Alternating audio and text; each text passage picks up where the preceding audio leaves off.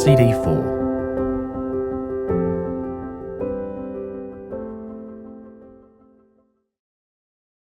Chapter 9. He misses driving. Not like he does with the dump trucks at the mines. Back in Sydney, he's at the mercy of public transport and other people's timetables, when all he wants to do is get in a car and see Toto. Maybe her as well, to have the freedom of taking them places. But if he thinks of driving, it'll remind him of the car and those never-ending highways up north, the temptations they presented. Rosie's coming out of the house with the pram and he walks up, and he helps her down the step. "Just got in," he says, although she hasn't asked. Toto gives him a tired smile, and Jimmy figures he just woke up.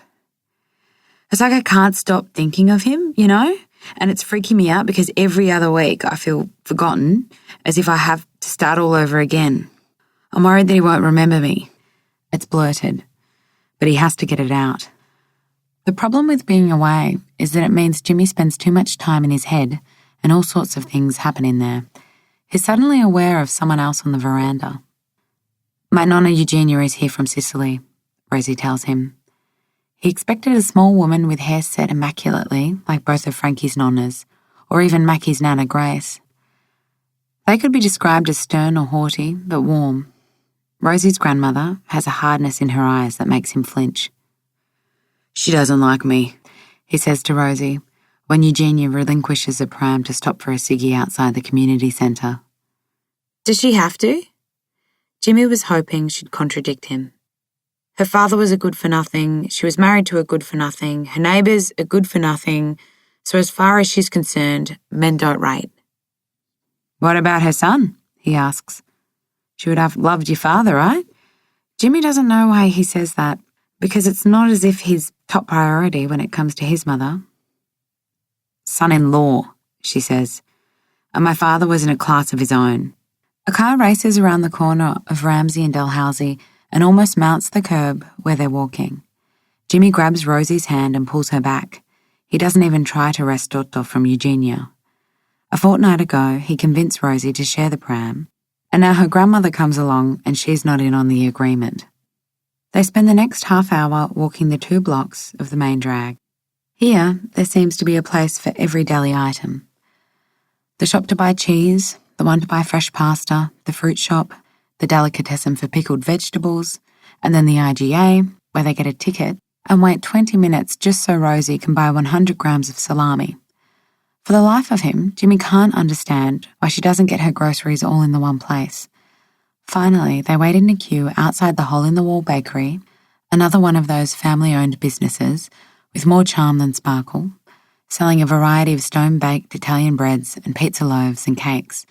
Nothing like the flashier pasticceria up the road.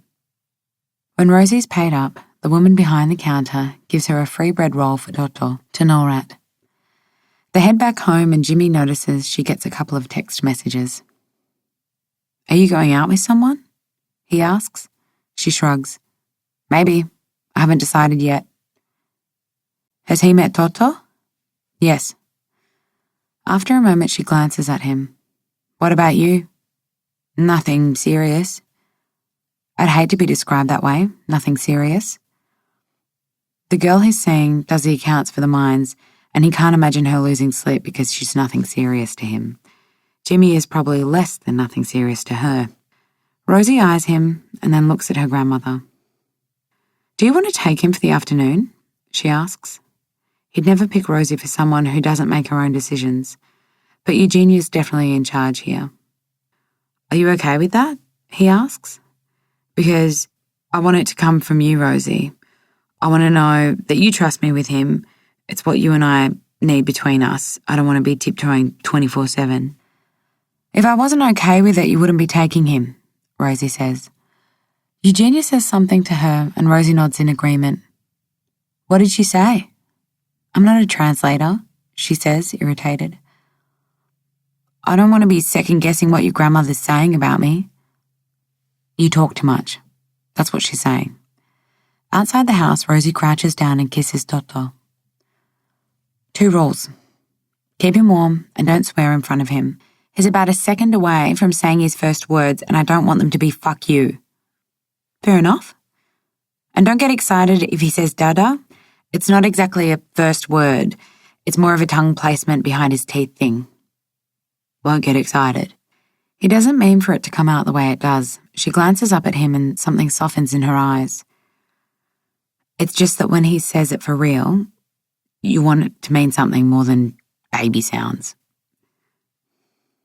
Jimmy sends a gang a message, telling them he has Toto for the afternoon. He asks whether they want to catch up, even though he knows they're either working or in lectures. Frankie and Mackie take less than a minute to respond, and according to Mackie, Tara says she's chucking a sickie for the afternoon and orders them not to leave until she gets there. The pram's a shocker, flat in one wheel and lopsided. Jimmy stops at a servo to pump it up, but it's more of a puncture than a flat. It must wipe Rosie out going uphill. He takes Toto on a bus down Parramatta Road and gets out at Camperdown, where he's to meet Frankie and Mackie outside Deus Ex Machina motorbike shop. Mackie's already there, waiting. He crouches beside the pram and peers in. "Hey, Totes," he says. "No swearing in front of him, okay?" Jimmy takes Toto out of the pram and places him on the ground while he tries to fix a wheel for the 10th time. Mackie grips Toto's hand and looks up at Jimmy. "You never let go, mate. Never." Frankie arrives and she gets eye level with Toto. Jimmy sees tears well up in her eyes. "I can't believe we've started breeding," she says, picking Toto up. "He's made us old," Mackie laughs. "You're the one wearing a tie and talking shares in the stock market." "Guys!" They watch as Tara, weighed down by a satchel and briefcase, waves at them from the middle of Parramatta Road. She's perched on the thin medium strip with cars racing past her both ways. "Use the lights," Mackie shouts. She ignores him and races across the road the moment she gets a chance. "Oh my God, he's gorgeous!" She shoves all her stuff onto Mackie and holds out her hands to Toto.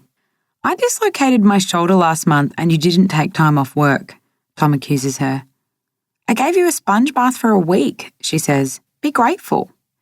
Toto goes to her, solemn at first, and then he laughs. "Fuck, it's Hayla in year 11 detention," Mackie says. "What did I say about swearing?"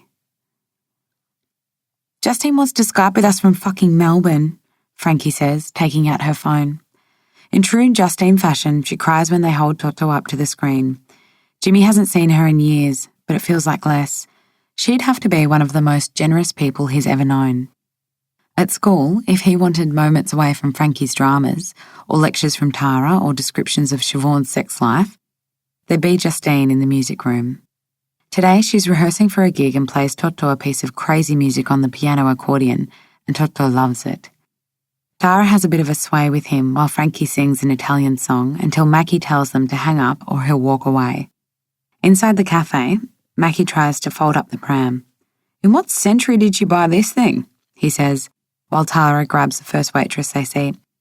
"We need a high chair," as if Toto's the first baby to ever enter the joint. And it's all manic and sort of emotional. When they're settled, Jimmy looks at the menu, wishing there was something that suggested what to feed a 17-month-old. "Do you think he can have French fries?" "Of course," Mackie says. "I took my cousin Billy to Macca's when he was about 1. Frankie is studying Toto. "You're pretty adorable," she tells him. "Very Italian looking." "So why did she name him after my dad's favourite band?" Mackie asks. Jimmy shrugs. "I reckon she named him after Toto Cutugno. He's an Italian icon," Frankie says. She breaks out into one of his songs. "I think it's a family name. Toto comes from Salvatore," Frankie explains to the others. "Sounds nothing like it," Mackie says, taking off his tie. Tara leans into him. "How was the interview?" He shrugs. "Pretty ordinary." Despite still getting casual work, Jimmy can tell Mackie is getting frustrated with the finding a real job process.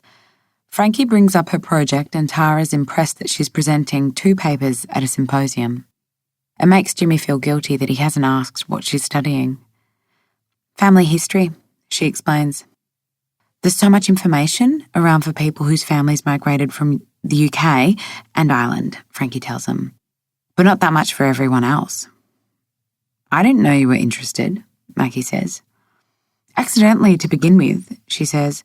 As part of my degree, I did a genealogy elective, and this one night a friend of my parents was over for dinner talking about how his parents died without them having written anything down about their migration or history. So I started doing research for him, wrote to libraries and organisations all over Italy, managed to find records 6 generations back, and then I put it into a booklet for his family. They were weeping. She looks at them nodding.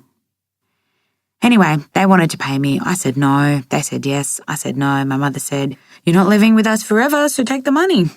Jimmy can imagine me saying that. "How much did you charge?" Tara asks. "It was about 20 hours work, so I charged $30 an hour." "Not enough," Mackie says. "You've got a master's." "I'm working on at least half a dozen at the moment. All word of mouth, but the best part is that I decided to write an article for an online magazine about migration since the 1920s. It sort of focuses on reasons and experiences and how they've changed depending on what decade they arrived." "I want to read it," Tara says. "I really wanted to go into what we can learn when it comes to refugees arriving here today." "Drum roll, please." "Aren't you loud enough?" Mackie says. "Last week," she says, ignoring him, "I got an offer from ANU to do my PhD on the topic." "Jealous?" Tara says. "Very jealous. You're a bloody superstar." "No swearing," Jimmy pleads. Tara sends a wistful glance at Tom. "Should I do a PhD?" "No, earn money, woman." "When did everything become about earning money?" Jimmy asks. "She wants a couple of those," Tom says, pointing to the baby. "He wants a couple of them as well," Tara says. "But we're not fornicating for the purpose of procreation until we can afford to live on a single income," Mackie explains. Tara's fingers creep up Toto's hand and he chuckles. "I never pegged you as clucky," Jimmy says. "What a ridiculous word that is," Frankie says. "Archaic," Tara agrees. "Every time I hug one of my baby cousins or godchildren, the relatives are all, 'Oh my God, she's next. She's so clucky.' And I'm like, it's a hug, people." "So no babies for now," Mackie says. He gently pokes Toto on the chest. "You, number 1 son, Toto." "You have to get the pronunciation right," Jimmy says. Mackie takes out his phone. "I'm Googling how to pronounce Toto in Italian." Toto's amused by their laughter. Jimmy is moved by it. These guys always came up with the goods. Great families to be part of, beds to sleep on, food on the table every time he was in their homes. But Toto's the first thing Jimmy's had to offer, and is overcome by what it means to him. Upstairs at Rosie's place, Toto does that bucking thing he always does when he sees his mother. She's got eye makeup on and looks hot. And it means she's going out with the guy who's met Toto, and Jimmy figures he doesn't have the right to feel jealous. They don't have memories or history. Jimmy didn't get a girlfriend pregnant. He got a stranger he had known for 2 weeks pregnant. It's as bloodless as it can possibly be. Rosie looks up, and it's only her grandmother being there that makes him head downstairs. "I've got an interview this week," Rosie calls after him. "At a nursing home in Chiswick. Eugenia can look after him from now if I get it, but I need to work something out for when she leaves." "What are the options?" "Occasional daycare," she shrugs. "And Signora across the road might agree to do it. She used to babysit me."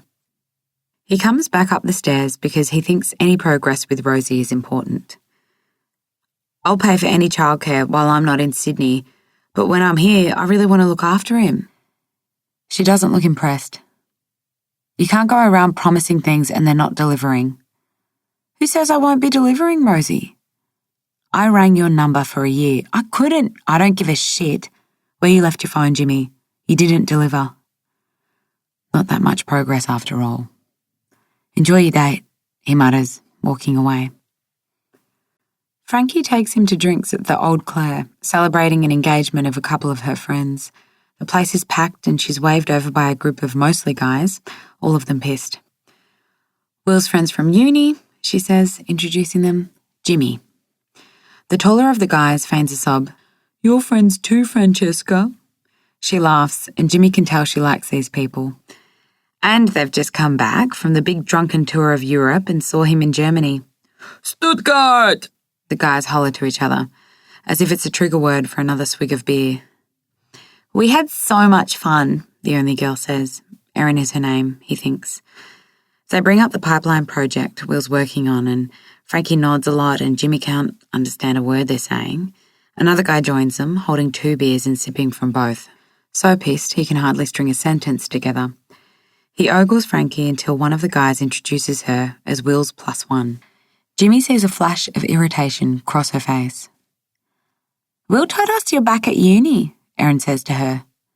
"Doing what? Top-up courses?" Before Frankie has a chance to respond, she says, "You're a crazy girl not wanting to spend a year in Europe." Erin nudges a tall guy. "The moment this one gets a job overseas, I'm following him over." "Who says you're invited?" the boyfriend says with a laugh. "As if I'd trust you on your own, babe." She looks at Frankie, waves away what she just said, coming up close. "Will and I had a D&M about you. He can't understand why you're not with him." "Did the dickhead stop asking you to marry him, Francesca?"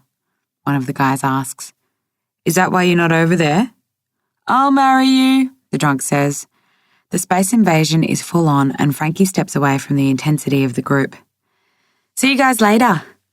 Jimmy follows her as they push towards a couple getting engaged.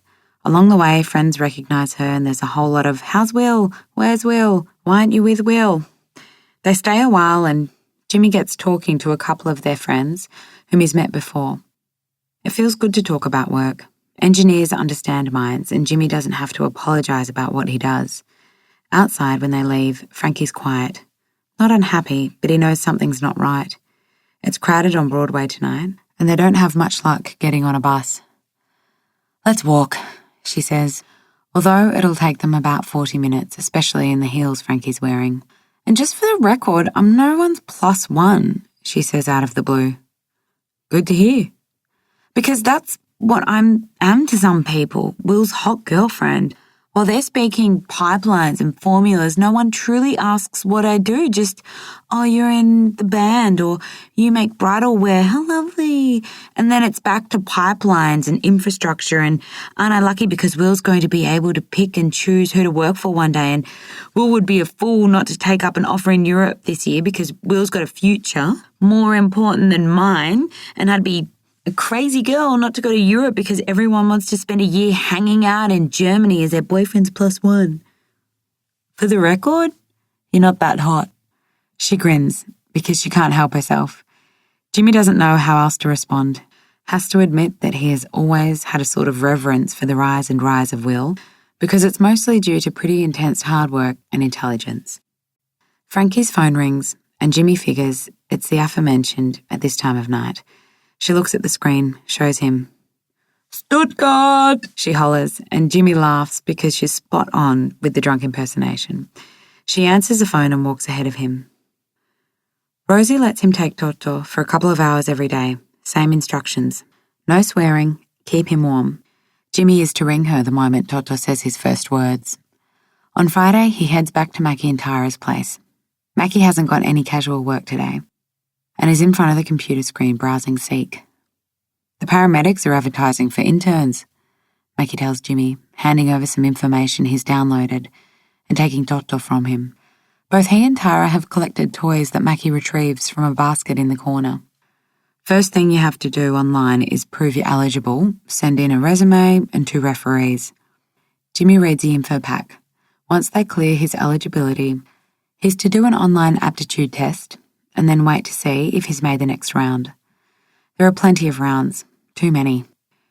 He wants this more than anything, but can't help noticing the opening salary for a trainee.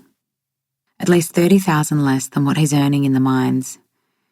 He wouldn't have cared a couple of months ago, but he's just told Rosie that he wants to pay for daycare and everything else.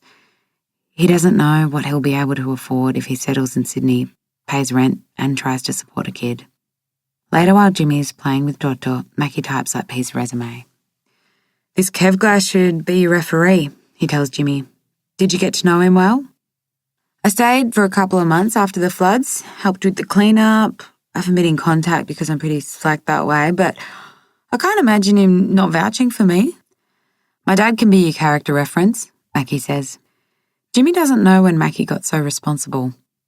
but the application and supporting stuff is done within the hour. They head over to Mackie's Aunt Georgie's place to spend the afternoon at the park across the road with Toto and Georgie's 4-year-old Billy. Mackie's sister, Annabelle, pops over because she lives around the corner. Today she's sporting a Princess Leia hairdo and has her trumpet. Year 12 music exam trials are on soon and she's practicing 24/7. While she grabs an orange and cuts it into quarters, she nudges Jimmy. "So you got a girl pregnant?" Jimmy can't help laughing. There was never any beating around the bush when it came to Annabelle.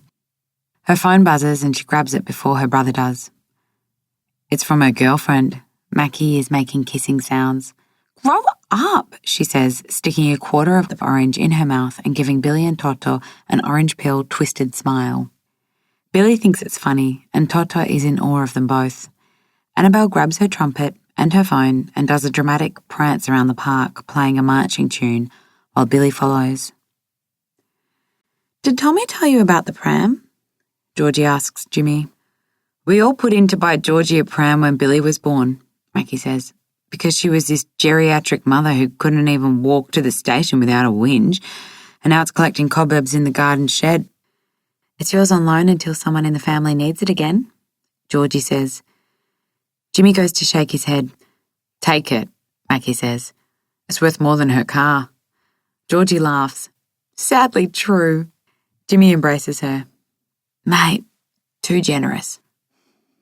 Auntie Margie Finch still goes on about that lovely friend of Tommy's who came out to Walgett to help build the community centre back in 2007, she says, referring to Mackie's great aunt, who's a nun. Jimmy can't hide the grimace. "I was a bit lost back then. Weren't we all?" Georgie's pram is a breeze, and Jimmy almost breaks into a jog with it. Toto sits up holding tight to the bar and staring out at the world. He drops a new toy that came with the pram and starts crying. Jimmy picks it up and crouches, looking into his caramel eyes. "I'm Jimmy," he whispers, "and you're the first thing I've ever sort of owned, and I don't want to get this wrong." Toto has a ghost of a smile on his face, a knowing one. Of course Jimmy's going to get it wrong. It's how he ended up in detention all his school life, and on a good behaviour bond for 2 years. It's how he lost to Monaro. Rosie's sitting on the front doorstep, waiting when they get home. She isn't impressed with the pram. "I'm going to have to give them money," she says, trying to take Toto out, frustrated with the shoulder straps. "No, it's on loan. But I have to give them something." Jimmy takes over with the straps and lifts Toto out, handing him to her. "They won't accept anything," he says. "I don't like owing people." "You owe them nothing, Rosie. Maybe a thank you note and leave it at that." "I want you to return it," she says. Jimmy doesn't want to insult Georgie and the Mackies, and he can't think of any reason why they need to. He pushes a pram back to the front gate. "Come on." "Where?" she asks. He takes Toto from her and puts him back into the pram. "Uphill." 10 minutes up Waratah Street and Rosie's changed her mind. "It's like the V8 of prams," she says. "A Holden, twin throttle, 5.0 litre. Nah, it's a Ford Barra 4.0 litre 6-cylinder. She's trying not to smile, but then she does. He hasn't seen much of a happy Rosie. Even Toto seems to respond with a chuckle of his own. Jimmy does an elaborate show of how he can spin the pram around effortlessly and they head home. "How come you know your V8s?" he asks. "I was the son my father never had." He glances at her. "What would he have done about a stolen Monaro?" "He would have hunted the thief down. My mum was a proud owner of one." "The Fiat is shit." Jimmy figures Rosie's impersonating her mum. There's a bittersweet smile on her face. Go figure, she loved an Aussie car. "Did you ever watch the V8s?" he asks. "Too expensive. You?" He nods. "The Gold Coast, Ipswich, Townsville. I'd love to watch the race on Phillip Island," she says. "I'll take you there one day." The words come out before he can stop himself, but they don't seem to bother her. "Where's your nan?" he asks. "Eugenia's not a nan," she says, but she smiles and He can't stop looking at her. You want to get something to eat? He asks. She shakes her head. I want to take Eugenia to the cemetery. I can stay and look after Toto, he asks, if you don't mind me hanging out at the house. She thinks for a moment and shrugs, nods. Jimmy's in the kitchen with Toto when Martha arrives home. He helps her with the groceries while Toto's in the mini-mover ramming into walls. Martha puts on the jug just as the home phone rings, but she ignores it and the answering machine clicks on. Martha, pick up the phone. Jimmy sits at the butcher's trolley expecting Martha to pick up, but she makes herself comfortable opposite him. Whoever it is sounds pissed off, he says. He checks himself too late, looks over at Toto and hopes his first words aren't pissed off. You won't remember this because you're too young, Martha says, but there was a time in life where you could go an entire day without speaking to anyone on the phone, and it was liberating and very unstressful, and you didn't get phone calls such as, Hi, it's me, I'm on the bus, or Hi, it's me, I'm buying the milk. I mean, who gives a rat's ass? Jimmy points to Toto. No swearing. He's just about to say his first words and it's freaking me out because I think it's going to be something pretty awful on my watch. They look down at Toto, who's smashing into the sideboard with his car. The porcelain figurines on top of it are shaking, as if they sense life is no longer safe. Martha gets up and approaches him, crouches at eye level. Listen, Seb Gennaro, you've got to stop ruining my furniture. Do you have a photo of him? Jimmy asks, because he's keen to see this resemblance. Seb? Of course I do. But what about Rosie's photos? He shrugs. She says they're in storage, but I think there's more to it.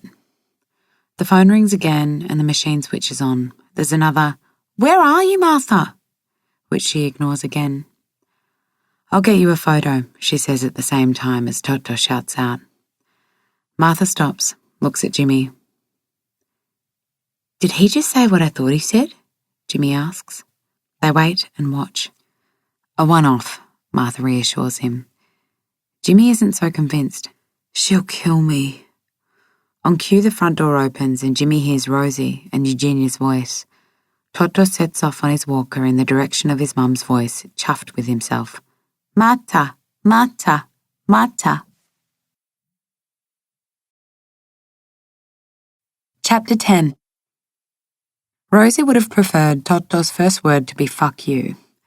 Worse still, he's turned Martha into Marta, and what she is, at the end of the day, is a thief. Because of her, there's no trace of Rosie's mum in the house. At least she can sneak into Martha's room and stare at the photo of her father on the mantelpiece, marvelling at how much Toto looks like him. But her mother's disappeared, and Rosie's frightened that she's forgetting what she looked like. Eugenia being here made the yearning worse, because there's a tease of resemblance. Once or twice, while they lie in bed together, she reaches out to touch the parts of Eugenia's face that remind Rosie of her mum. But her nonna isn't much for physical affection and pushes her hand away with irritation. Smettila, Rosanna. But Rosie doesn't want to stop. So she goes searching for fragments of Loredana. There are reminders in the neighbourhood. Some people know where to get the best panna di casa or arancini. Rosie knows where to find women who speak the dialect. She can't go overboard because she's on a budget. So it's 100 grams of prosciutto from La Monica IGA, a tub of fresh ricotta, a passanella, a small container of giardiniera from Zanetti's. There are the terms of endearment she waits to hear. Bella, Goya, tesoro. Words that cocooned Rosie's childhood, missing ever since her mum died. When she's not stalking Sicilian-speaking women on Ramsay Street, she goes for more job interviews and is offered a couple of shifts at the nursing home down in Chiswick. But she can't provide 100 points of identification because her driver's licence has expired and her name's not on a utility bill or council rates. She doesn't have a credit card. Her Medicare card only gets her 25 points, and she's got an ID card for her pension that's worth 40. But to reach 100, she needs her passport, her birth certificate, which means that Luke, the C-bomb, has to come back into her life after dumping her in Queensland 2 years ago. He doesn't just have her legal documents, but her mother's wedding dress and all her photos, packed away in 2 suitcases sitting in his shed in Maroubra. Rosie left them there before they headed up north because she didn't want anything she loved under Martha's roof. Luke's changed his number and she manages to track down one of the guys they met in Coffs Harbour who gives her a more current one. "It's Rosie," she says. "How did you get this number?" "I want my stuff, Luke." "Then come and get it." "I don't have a car." "Not my problem." "Then tell me when you're home." Lachlan rings, and it's good to contrast guys. She's hung out with him since Eugenia's arrival, and it makes her feel normal, like other people her age who get to hang out and laugh and not give a shit about anything but exams. It feels good knowing she can attract guys with decent histories. He still lives at home, in the sort of family that has dinner together at 6 p.m, with a mum who calls out, "Lachlan, set the table," every time Rosie's there.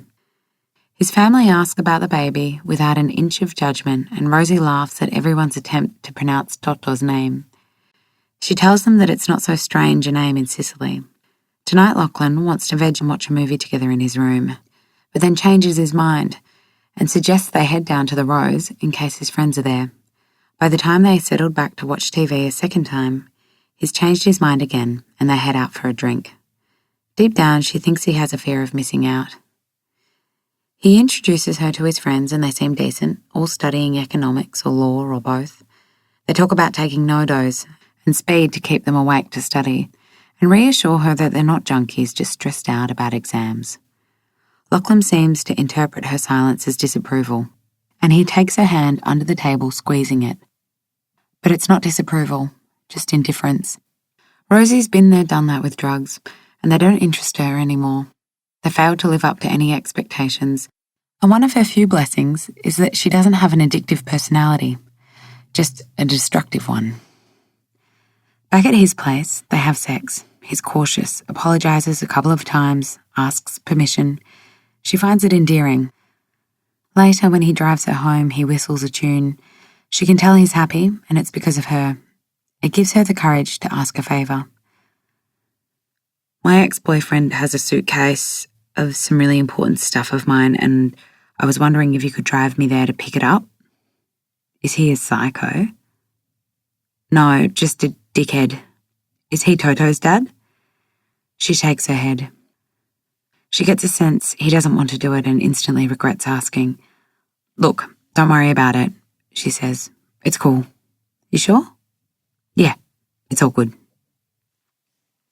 The next day she leaves Toto with Eugenia and takes a couple of buses to Maroubra, planning to drag the 2 suitcases back the same way.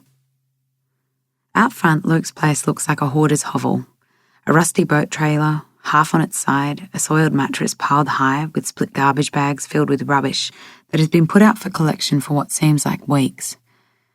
Filthy bath fittings, mops, rusty hinges.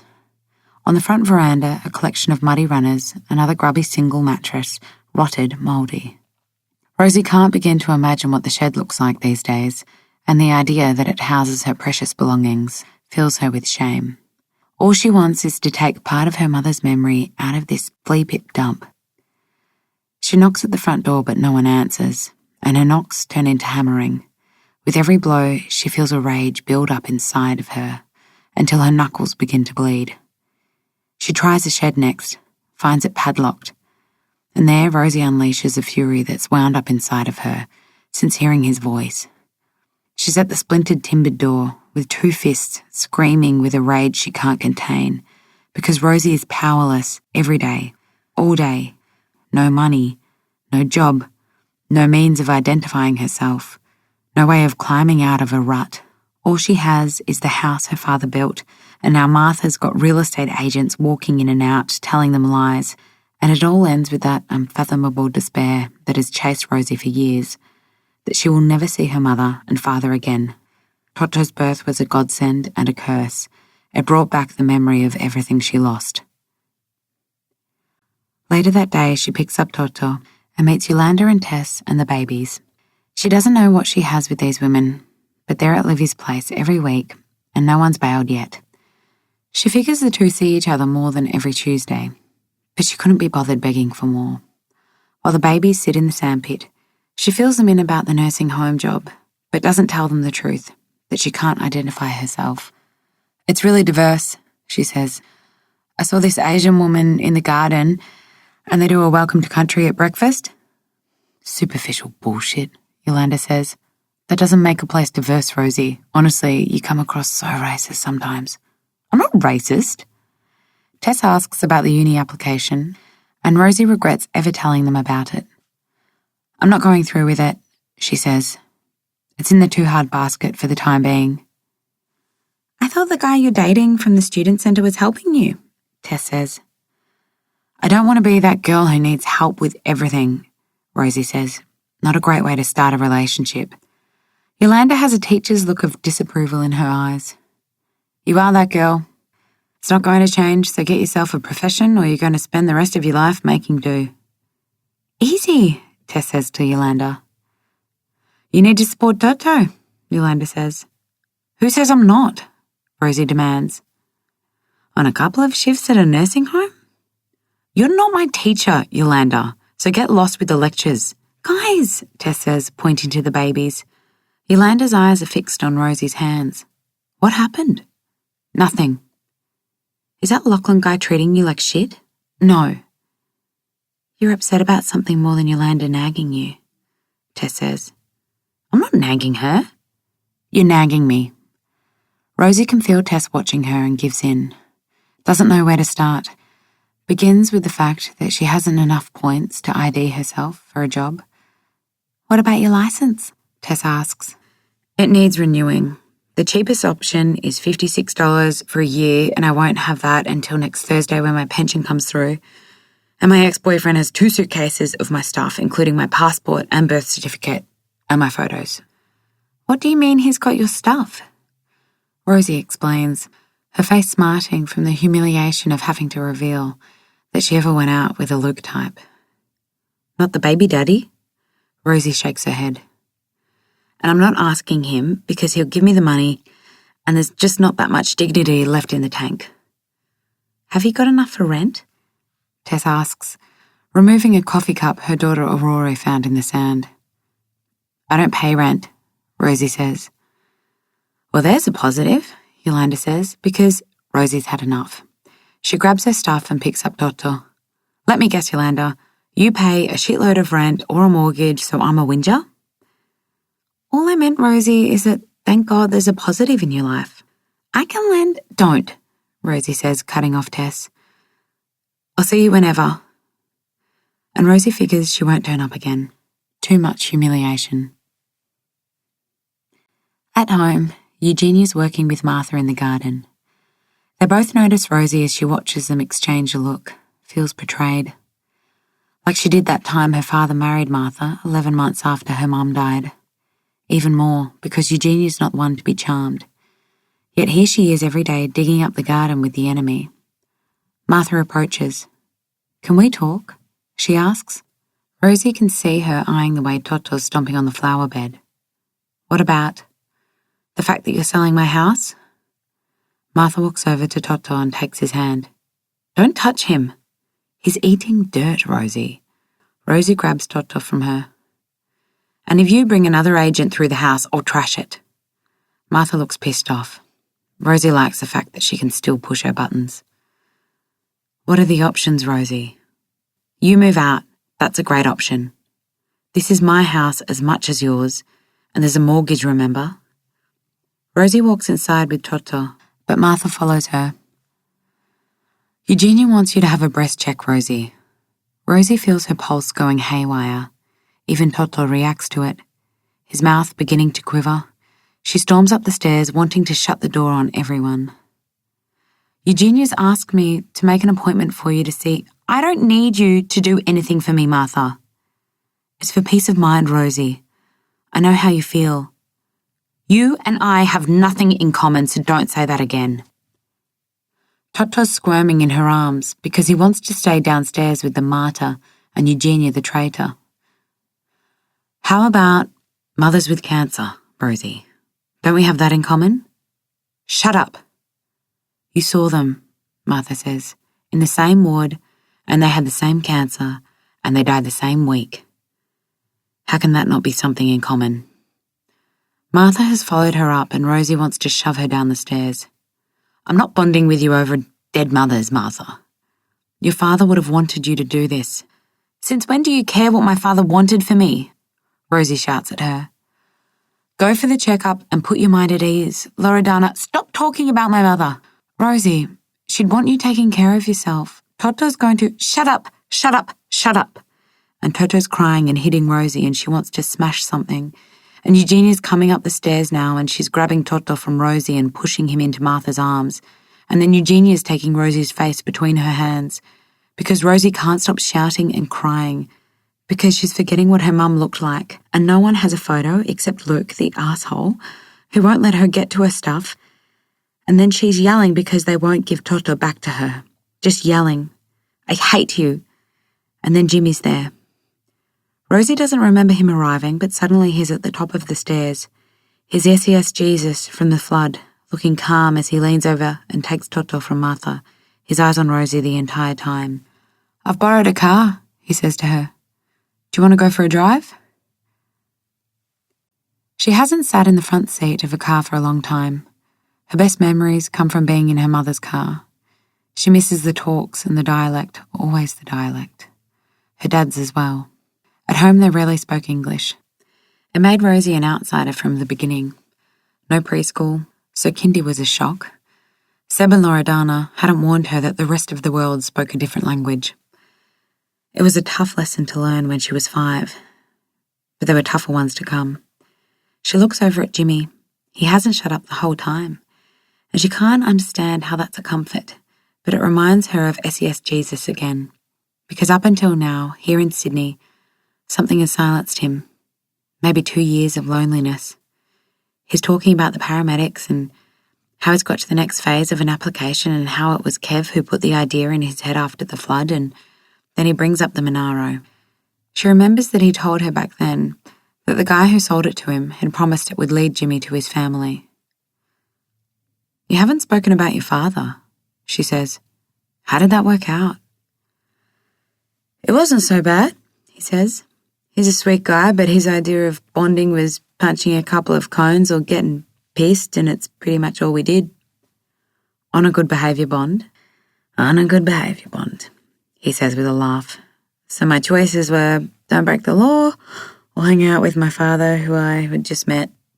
She feels for him, because she knew how important it was for him not to stuff up back then, but she also knew he was on that odyssey to find his family. I headed further north, he says, up to the Burdekin, and learnt how to drive a harvester, and then from there I met a couple of guys who had jobs in the mines. He glances at her. But I'd like to see him again, he says. My dad? Does it feel like home? She asks. Here? He thinks and then nods. You? She doesn't know how to answer, but tries. It feels like a very unwelcoming home sometimes, but I don't want to live anywhere else. It's like, go on, he says, when she doesn't finish. But what she wants to say sounds crazy. Go on. Apart from when I was a baby, I never lived anywhere else with my parents, so I'm scared that if I leave, they won't know where to find me if they come back. They drive to Balmain and catch a ferry. On board, Jimmy holds Toto tight, because Toto seems as though he wants to leap into the beauty of it all. When they get off at Circular Quay, the stench from Toto's nappy is gag-worthy. I didn't bring anything with me, she says. Plenty of people with prams, he says, looking around. He approaches a couple with a baby, Toto's age, and starts chatting with them, pointing back to her and Toto. And then he returns with a nappy and some wipes. Too easy. Although it's cold and the sun's going down, they sit on the concourse and look out at the bridge with Toto wrapped up in Jimmy's hoodie. Where was he born? He asks, pressing a kiss to Toto's patted head. Newcastle. How come there? If Lachlan were to ask Rosie the same question, she'd lie. She'd tell him that she liked the people of the city and that it was great being close to the beach. But she doesn't have to impress Jimmy. He's not a potential boyfriend, and he'd pick the lie anyway. I'd run out of money by the time I arrived there, so I got temp work at a nursing home, she says. Then I found out I was pregnant and they let me board. It didn't make sense to go anywhere else. Did you like it? The job? Not really. The nursing home was sort of a miserable place. After Toto was born, I had to move out and I ended up staying in the granny flat of someone related to one of the old people I took care of, so at least something good came out of working there. He holds out a hand to her. Let's walk. They stroll around the concourse as if they are tourists. Once or twice she catches him looking at her and she can't be bothered pretending that he isn't. Toto wants out of the pram, and Jimmy removes him and places him on his shoulders, and Rosie is mesmerised by the sound of her son's joy. While she's lying in bed next to Eugenia that night, Lachlan rings. Wants to know if she'd like to come to a music festival at Moore Park. Rosie says yes, as though she hasn't a single responsibility in the world. Having Eugenia here is a godsend. But it's meant that she's living in two worlds, one with Toto in it and one without. She knows she has to make Toto part of what she has with Lachlan, but Rosie likes pretending that she can have it all. When she switches off the light, her nonna turns to face her. Si innamorata, Eugenia says abruptly. She thinks Rosie's in love. Eugenia may be intuitive, but she's a bit premature on this one. Regardless, the topic of Lachlan is better than cancer, or Martha. So she tells Eugenia about how they met when Lachlan helped her with the uni application, and that when she's with his friends, it feels good to be part of a crowd, and how she envies them for just being able to pick up and head down the coast or go to a music festival in Byron on the spur of the moment, and how he lives at home and is the type to laugh at a text his mum sends him. Rosie can't help thinking that maybe Eugenia is right in what she's sensing. She may not be in love with him now, but she could see herself being one day. She feels Eugenia's stare in the dark. The otro. She means the other one. The phone beeps at 6 a.m. and her hand searches for it in the dark. Can your nonna look after the baby this morning? Yolanda. Rosie sends one back. When? Now. She's confused, wonders if something's wrong with the baby and Yolanda's got no one else to turn to. It feels good to be relied on. Okay, where? I'll pick you up in 10 minutes. Tess is with Yolanda when they pull up in the hatchback. Is everything okay? Rosie asks at Yolanda's window. That arsehole with your stuff would have to be home at this time of the morning, Yolanda says. Where does he live? Rosie's stunned. She's not here to help them, but the other way around. Maroubra. Get in. Take the City West link, Tess says. It's a good guess. If Luke's going to be home at any time, it would be 7 o'clock on a Sunday morning, sleeping off a hangover. He had no concept of having a good night without getting written off. When he opens the door and recognises Rosie, he slams it shut. Yolanda places a nice manicured finger on the doorbell and doesn't let up. They can hear someone shouting, "What the fuck?" from inside, and Rosie figures they've woken up the housemates. Luke opens the door again. "Get your finger off the doorbell," he tells Yolanda. "What? This one?" she asks, holding up her middle finger. He tries to have a stare-off with Yolanda, but he must remind her of every irritating dickhead she's taught because she's unfazed. "Where's the key to the shed?" Rosie asks. "I don't know." "Where is it?" "Are you deaf or stupid, Rosie?" "What's your tone?" Tess says. "Or what?" Tess puts her finger on the doorbell, and there's more yelling from inside. "I don't have the key." "Then it's a good thing we've got bolt cutters in the car," Tess says, removing her finger and walking away. Rosie doesn't know whether she's bluffing, but Tess is heading for the car and Yolanda and Rosie follow. "I'm presuming you don't have bolt cutters," she says to Tess. "Of course I've got bolt cutters. You said the shed was padlocked." Breaking a padlock isn't as simple as it looks in the movies, but the three of them take turns, until finally the lock cracks and Rosie pushes the door forward. Inside there's a rank smell, and she hears Tess making a gagging sound. She searches for the light and there's a sound behind them. Luke's at the shed door with one of his housemates.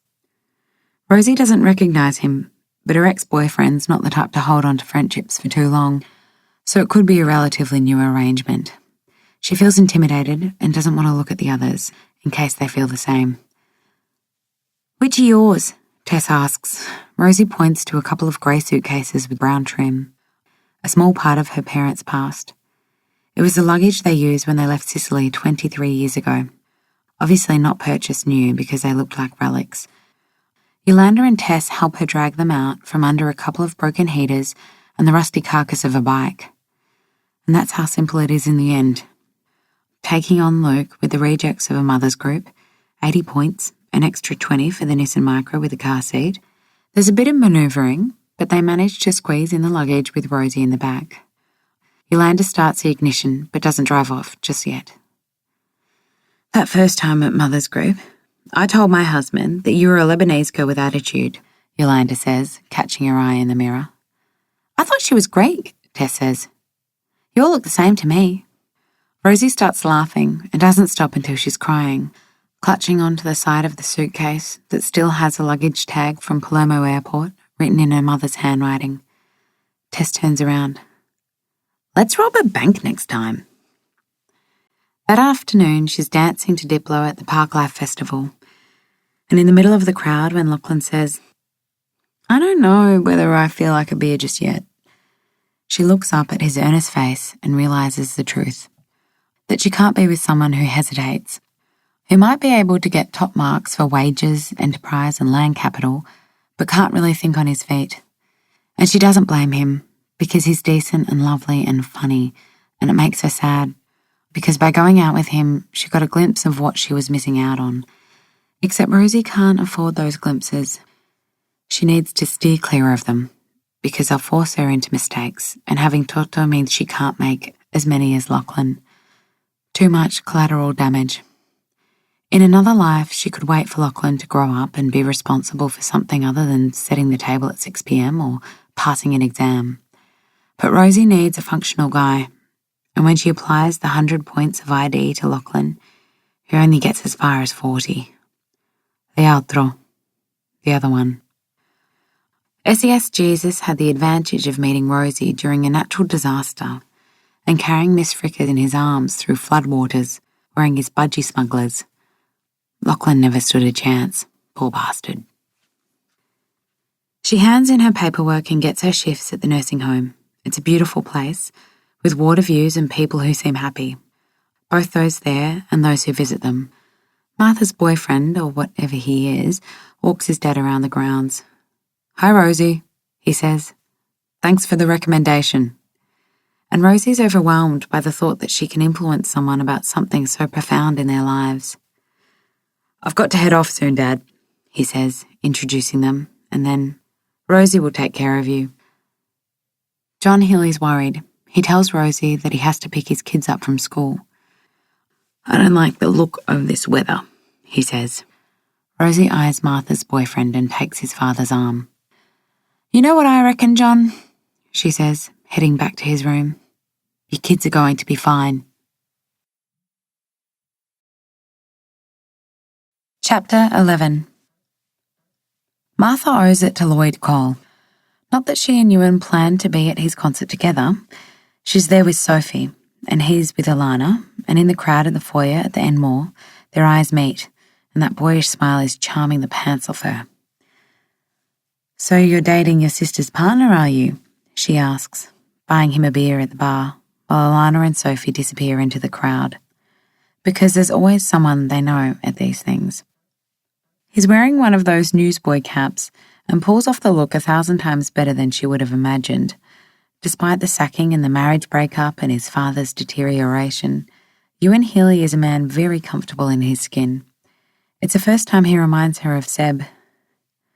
"Hiding the receding hairline is my forte," he says after she removes his hat and ruffles what's left of his hair. She winks at him. "Not your only one." He leans closer to her. "Really? I'm blushing." "You actually are," she laughs. Alana returns and takes a sip of Ewan's beer. "Why don't you two just come out and put us out of our misery?" she says. They don't respond. It's not that Martha wants to keep it a secret. It's that she doesn't quite know what she's keeping a secret. Apart from the night of Charlie P's funeral, they haven't managed to get anything off the ground. Alana is watching them carefully. Martha can imagine the updates she's preparing for Julia. After the concert, Sophie and Alana go home to their families, leaving her with him. She doesn't know whether it's intentional, but she doesn't question it. There's something endearing about her hand being held as they cross Enmore Road, where they end up having tea and laughing about how many times they would have bumped shoulders at gigs over the years without realising. Lucinda Williams at the State Theatre, the church at the Opera House earlier that year. They worked out that back in 1986 they were at the same Midnight Oil gig at Selena's and John Cougar Mellencamp in 1988 at the Entertainment Centre. Ewan's a bit of a Rain Man when remembering dates and venues. "What's your best gig ever?" he asks. He grabs 2 napkins, hands one over to her. "If we write the same thing, I get lucky tonight," he says. She fishes in her bag for a pen. "Pity, I was thinking you were going to get lucky anyway," she says. "But now it's up to probability." She scribbles hers down and hands it over. There's a strangeness in never once ending up in the back seat of his car in high school. But here she is 30-odd years later, doing the deed in a Hilux for the second time, courtesy of Charlie P's funeral, Martha's dead husband's mother-in-law, and Leonard Cohen's 2008 Sydney concert. She manages to get on top, but needs the grab handle above the window, and when Ewan sits up, they're jammed against the jaw, going at it so fast and hard that she's worried it's going to spring open and they'll end up sprawled naked on some obscure Enmore street. When it's over, they don't move, lying there, sort of entwined in a less than erotic fashion. She traces his face, feels a bristle, and then he's kissing her slowly, and there's this terrible guilt at the thought that if she had ended up with Seb for the rest of her life, she would have missed out on this. And that if she had found this earlier, she'd have missed out on the comfort that only Seb could have given her at the worst time of her life. "My nan needed the Jesus handle to get out of the car," Ewan says to her. "That's what she called it. So it's the first time I've ever thought of her during sex." "If I thought of Oma Bite during sex, I'd be turned off for life," Martha says. He chuckles and makes himself comfortable. For a moment the back seat is illuminated by a car turning into the street. "So what are you going to do with your life beyond this break?" he asks. "I'm trying not to think about it," she says. It's been almost 3 months since she walked out on the job, and Martha knows she has to get used to the idea of returning. "I can't go back to that department. Pedophiles and rapes and domestic violence and sexual assault. There aren't many good news days. It chips away at your soul, you know." "So what are your options?" "Oh, an offer from the UK and New Zealand. Not to mention the Queenslanders wanting me." He nips at her chin. "You're making fun of me." She thinks of 1 or 2 of the jobs that have come up. The Attorney General's Department, infrastructure. Martha's waiting for a sign. A Gennaro sign. Seb was big on them. Like those seeds they planted in the early days of their grief when the house was just his. 1 tree for Loredana, 1 for Lottie. For months there was little growth, even though the soil was drained. The day after Seb kissed her for the first time, it flowered. It's a sign from them. She had put it down to 20 millimetres of rain the week before, but she remembers crying because she had wanted some sort of message from her mother. Seb's rule about signs was that they weren't as important as what people did with them. She lifts her chin from where it's resting on Ewan's chest. "I have to sell." "That could be a good thing, Martha." "Really?" she asks. And she can hear the bitterness in her voice. "For who?" "I'm going to get half of what it's worth, take away what's owing on it, and then I have to get a loan on a single public servant's salary to buy anything half decent in this area." "You can get a townhouse. We can be neighbours." The idea of living next door to a lover has Martha contemplating the possibilities. She sees him the next night at training, looks for a private glance while he takes them through their fitness regime. Sometimes she finds it, other times Ewan's caught up in whatever's going on in his life. He sends the team off on a couple of laps while he takes a phone call, Truly the world's shittiest coach, Elizabeth says. Her daughter is with her again, sitting by the sidelines and, as usual, not getting involved. Although Louise King is in gym gear, the most exercise she does is pick up her phone to check for messages. Elizabeth brings her to everything these days, training, the games, drinks. After high school, Louise scored a scholarship at Sydney Uni's St John's College and is now majoring in medicine. She's a humorless girl who doesn't say much, but Elizabeth's days of helicopter parenting certainly aren't over. Later, Martha updates them on Eugenia's purpose for being in Australia. She flies out here so her granddaughter will go for a mammogram? Julia says with disbelief. Well, cancer has wiped out most of the women in her family. I'm convinced they'll find something every time I'm up for mine, Sophie says. We know that, Dr. Google. We get the emails, Alana says. White wine contributes to cancer risk. Not so quiet, Louise says, eyeing Martha and the others when they're ordering another bottle of wine. As they go to leave, Elizabeth lets Ewan know that she can't play that Saturday. I'll be there, but I'm getting my hair done that morning for DJ's Fashion Week. So what? He says. The game's in the afternoon. Did you not hear me, Ewan? I'm getting a cut and blow-dry. Saturday's game is crucial, he tells them. If you lose this one, it'll be 3 in a row and it's hard to come back from that, especially when we're one person down. Louise can play, Alana suggests. Not a good idea, Elizabeth answers for her daughter. Why isn't it a good idea? Ewan wants to know, frustrated.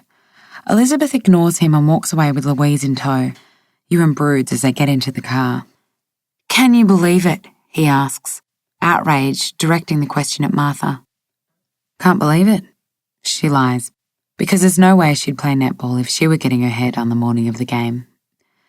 A block away from Dalhousie, Martha can see Rosie walking the dog, illuminated by the street light. For a couple of weeks, Rosie seemed to be out every second night, and Martha figured a guy was on the scene. But apart from nightly walks with Bruno while Eugenia looks after the baby, she hasn't heard Rosie come in late for at least a week. Isn't that the girl who serves Dad tea at the nursing home? Julia wants to know. Ewan suddenly pulls over, rolls down the window and calls out, Rosie! What are you doing? Martha asks. Rosie's shocked at first, scared. Then she seems to notice who it is and drags the dog to the car. When Bruno sees Martha, he slobbers all over the passenger side. Rosie glances into the car, acknowledges Julia with an arrogant toss of her head. Can you play netball? Ewan asks. Martha's surprised by the question. Rosie doesn't seem to miss a beat, her eyes meeting Martha's with a sense of menace. Only if I get to be centre. To pay Rosie back, Martha plays briscola with Eugenia all night, because cards and board games are one of the few things you can do with someone who doesn't understand a word you're saying. Last week when Jimmy was in town, he joined in. Sometimes he'd show Toto the cards and Martha would see the ghost of a smile on Eugenia's usually hard face. The older woman plays with no mercy. Martha can imagine that she's done much in her life with the same mindset. Although it doesn't endear her to people, it earns her a grudging respect from the more formidable locals. Eugenia's most surprising relationship is with the very pious Signora de Lorenzo, who's never had a moment's time for Martha until Eugenia. Signora would have been critical of Seb getting married so soon after his wife's death. Martha, on the other hand, has always been slightly fascinated by the woman's routine. Cleans the church on Monday, volunteers at the Ella Centre on Tuesday, boards the Wests League club bus on Wednesday for Tombola, looks after Jennifer and Steve's boys from number 132 on their date night every fortnight, gets her hair done at Teresa's on Saturday morning in what Sophie and Martha call the Lottie hair set, and then family over for lunch on Sunday. Martha's gathered too much evidence about the loneliness of the ageing population from her job over the years. She has to respect a woman who's created herself a community from what seems the mundane. Eugenia's recognised this and has used her time here well. Martha knows it's not about getting to know Signora de Lorenzo for the company.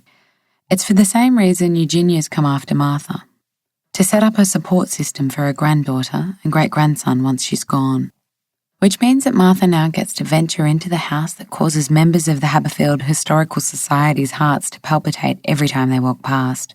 Double-story, blonde brick pillars, concrete. But once inside, Martha doesn't give a shit about the tiles and the wallpaper. The crostoli and the sfogliatelli that have been denied to her all these years are now presented on plates with gold trim that remind her of Lottie's Bavarian tea set. Martha is so charmed, it causes her to tear up. The same can be said about the women in the delis in the IGA and pasticceria.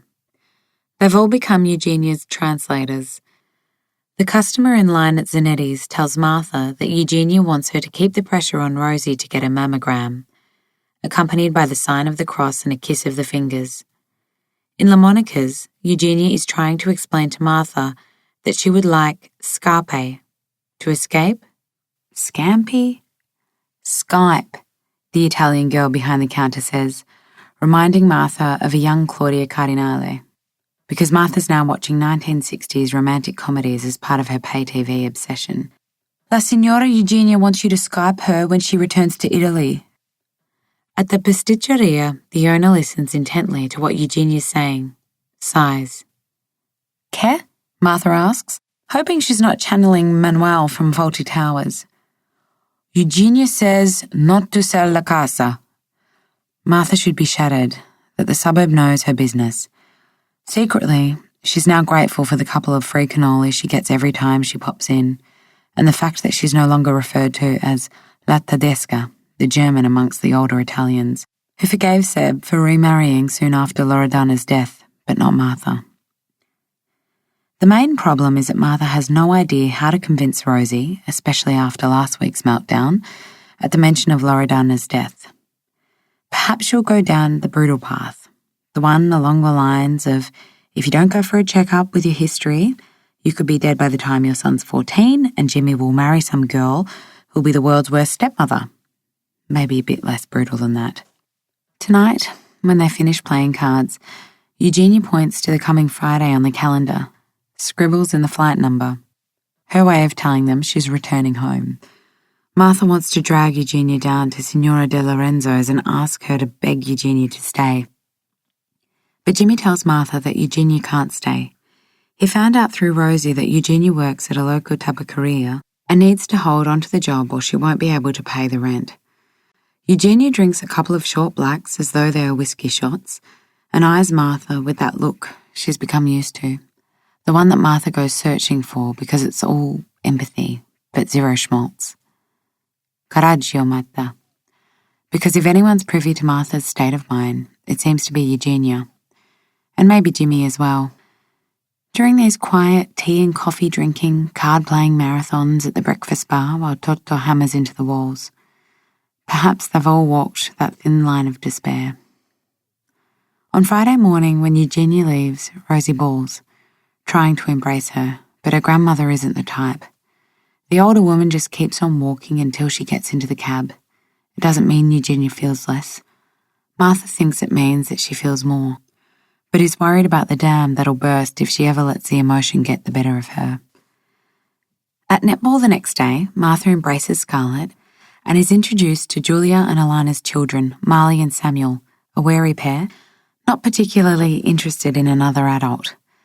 But they're tight with Scarlett the way 6 and 8-year-olds can be, and impressed with Rosie's pair of wheels more than the baby inside. Can you push the pram? Rosie asks all three. They nod, slightly intimidated. She points out the perimeters. I want to see you at all times. I'm going first, Marley says. He does, Rosie says, pointing to the painfully shy Samuel. The trio take off with Toto and the pram. A lot of people, Martha says, watching the kids in the pram. She's used to trawling the newspapers for the worst stories about human nature and what can happen to kids. I'm watching them, Elizabeth says, securing her daughter's hair as though she's a 12-year-old and not a medical student who will be explaining stage 3 cancer to a patient in a couple of years. Good to see you contributing, Elizabeth, Ewan tells her. Fuck off, Ewan. They lose. But the score is getting better than in previous weeks. Rosie gets into 2 shoving bouts with her opponent, But she's fast and competitive and proves to be great at multitasking, yelling out, "Give him his dummy," to the kids while intercepting a ball. She refuses to throw it to Martha, who's in the clear more than once, and it costs them a couple of opportunities. They go to Papa's instead of the pub. "We could have won that," Julia says, coming back with gelatos for the kids. "But you didn't," Ewan says. "So don't be happy with could-haves." He points to Rosie. "And if you want to be part of this team, throw the ball to anyone who's in the clear." Everyone seems to agree with Ewan for once.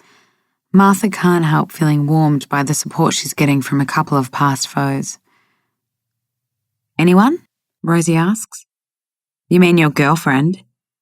All of a sudden, their support for Martha is replaced by interest in whatever Rosie has to say. She eyes Martha, enjoys what she's just stirred up. They had it off at a funeral. Martha hears a combination of gasps and laughs and snorts. Wouldn't mind slapping Rosie senseless. "Please, God, not Sister Mose," Sophie says. "She cursed us enough in our lives." "Charlie P's funeral in the Hunter," Julia says knowingly, looking over at Alana. "You owe me $20, babe." "Big deal," Elizabeth says. "Who hasn't had it off with Ewan?" "Gross," her daughter mutters. "I know, lovely. Mummy had low self-esteem in her teens." Sophie goes to speak. Martha knows that she'll refute the idea that she was one of those who slept with Ewan. Sophie's miraculously reinvented herself into the not-so-wild Sophie of her youth, but Elizabeth puts up a disdainful hand. "Caves Beach, 1980. Our version of Schoolies, the caravan. Don't deny it, Sophie." Martha wasn't invited to the 1980 bonding session. That would have been Julia's doing at the time, not that Martha's parents would have let her go. "I didn't sleep with Ewan," Alana says. "But I did pash him when I was 13. It's how I worked out I was a lesbian." Ewan takes any ridicule in his stride, and Martha can't help laughing with the others. In her 30s, she lived with a man who didn't take well to anyone taking the piss, almost to the verge of violence. "It's true," Alana says. "I had the biggest crush on him, and I thought that if Ewan Healy can't turn me on, his sister can?" Martha asks. "Well, we didn't work that out until our 21st. "When you've all finished laughing at my expense, can we talk about my game plan for next week?" Ewan says. Martha's forgotten about Rosie, but she's watching them all with Giotto on her lap making a mess with gelato. Later that night, lying with Ewan in the back of the Highlarks, Martha brings up his sister. "Can you believe Alana and Julia made a bet about us?" she says. "They bet on everything. The winnings go to the same account." She tries to get comfortable. "Why do you think your sister left me out of everything in high school?" "Does it matter?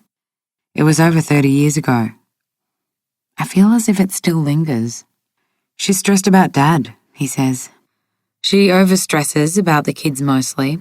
The courts are dragging this on and it's getting to both of them. But Julia has more time in the day to dwell on it.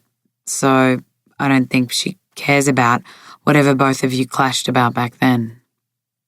She leans her chin on his chest. "Did she like the wives?" He laughs. "You make me sound like a Mormon." "How does someone decent end up with 2 broken marriages?" He thinks for a moment. "Shooting blanks killed the first marriage. Not having kids consumed her and consumed us. She said it wouldn't, but it did. And when we worked out, it was me and not her." He shrugs. "She's got 4 kids now and never seemed to look back. I don't know what killed the second marriage. Maybe the wrong decision in the first place." He's contemplative. "My biggest mistake was being introduced by someone in the league world and thinking we had something in common." "Are you trying to tell me that the love of footy isn't enough to sustain a relationship?" He laughs.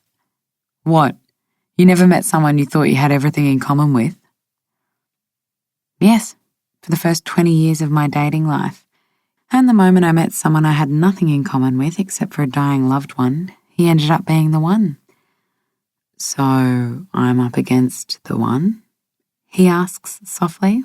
Their eyes meet, and she presses a kiss against his lips. "The strangest thing I'm ever going to say to you is that I wish you got a chance to meet him." Well, I can't say the same about my ex, he says.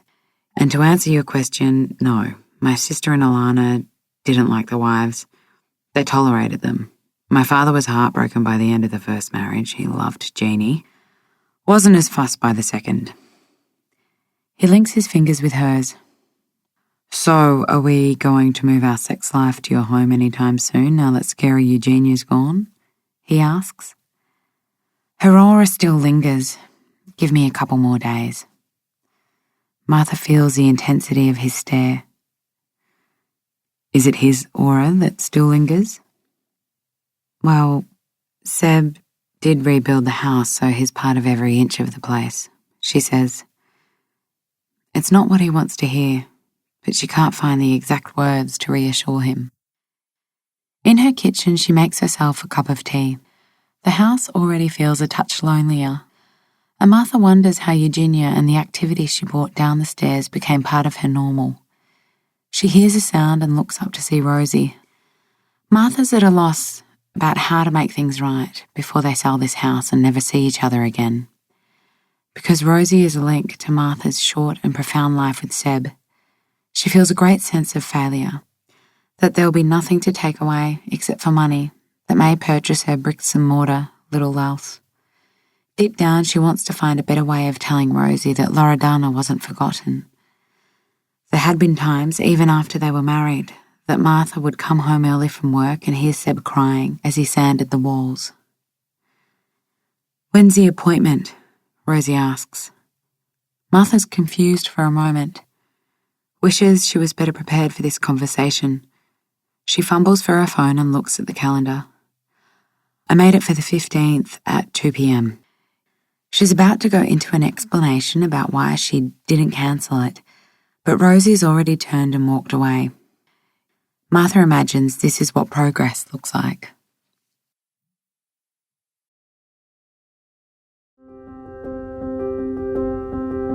This is the end of CD 4. The book continues on CD 5.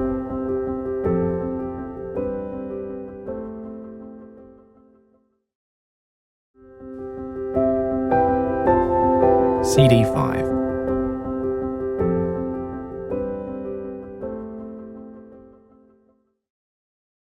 Chapter 12. He arrives at Central, same time as always.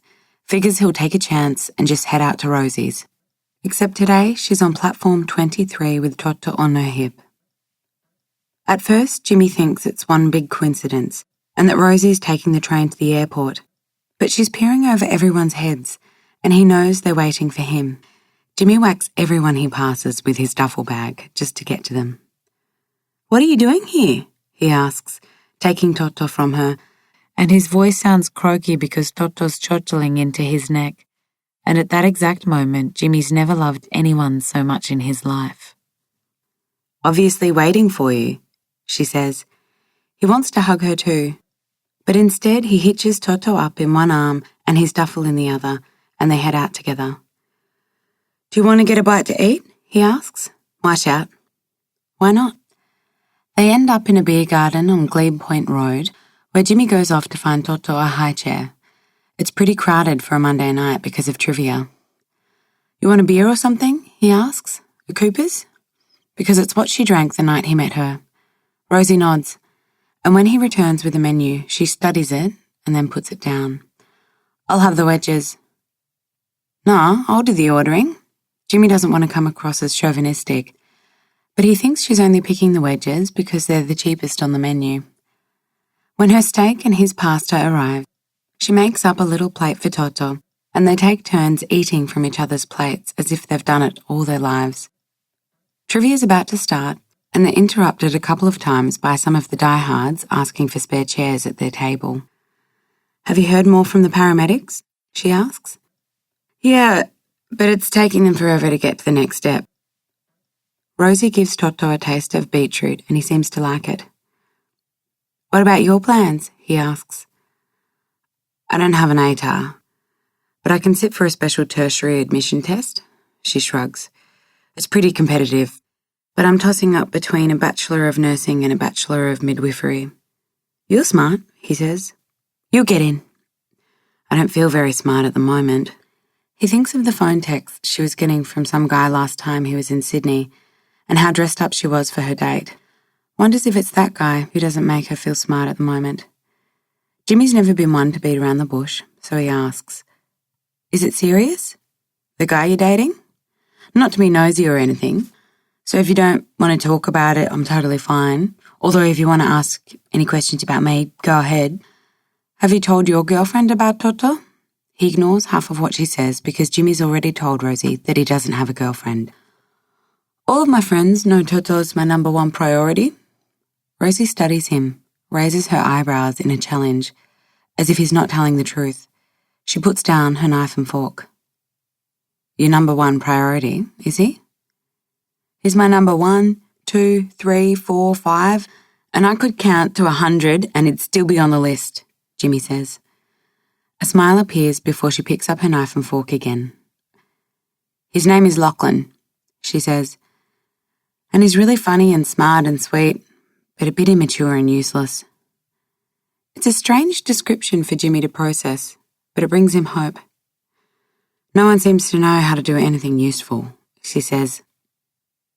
Or maybe you do. Good to know that I'm not the least useless person you know. No, you're the most useful person I know. Is there a big difference? Big difference. Their eyes meet. Do you want to come back to the house? She asks. And because the only way Jimmy and Rosie know how to connect is by having sex, he spends his first night under the same roof as his son, and they need to be quiet. Because Toto is in the cot, and Martha's downstairs, and Rosie's shushing Jimmy the entire time because he's talking 100 miles an hour. He can't stop, because home's just had a whole new dimension added to it. Her and Toto and this house and a kitchen that smells of comfort food and a glimpse of how it can be.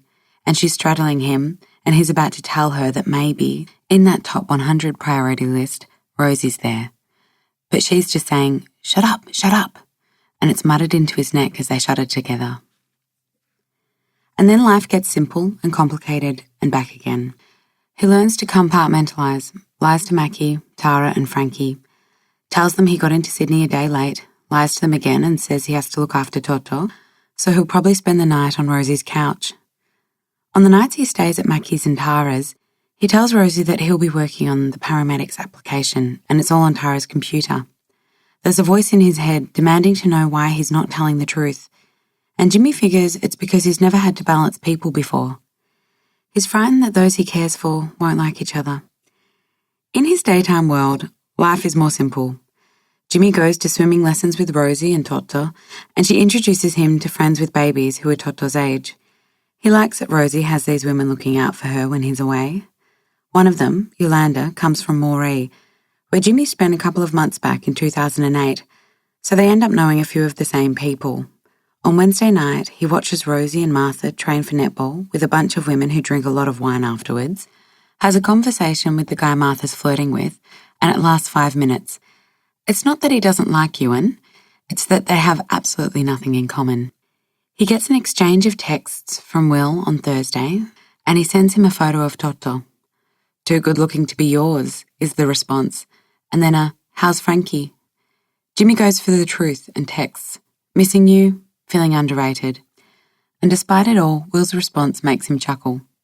"I didn't know you felt that way about me, Hayla." On Saturday, Mackie convinces him to bring Toto along to a birthday party at his Aunt Georgie's house. The guy Georgie's married to has a son, Callum, from a previous relationship, who's turning 10. A wrestling fanatic and devotee of his step-cousins, Tom and Annabelle Mackie. They've set up a wrestling ring in the backyard and Annabelle's wearing Viking horns while Mackie's got a pair of tights on, his jock's on the outside. They're both a comedy act waiting to be discovered, and when they put on a show, a roar of laughter from the kids is matched by the adults.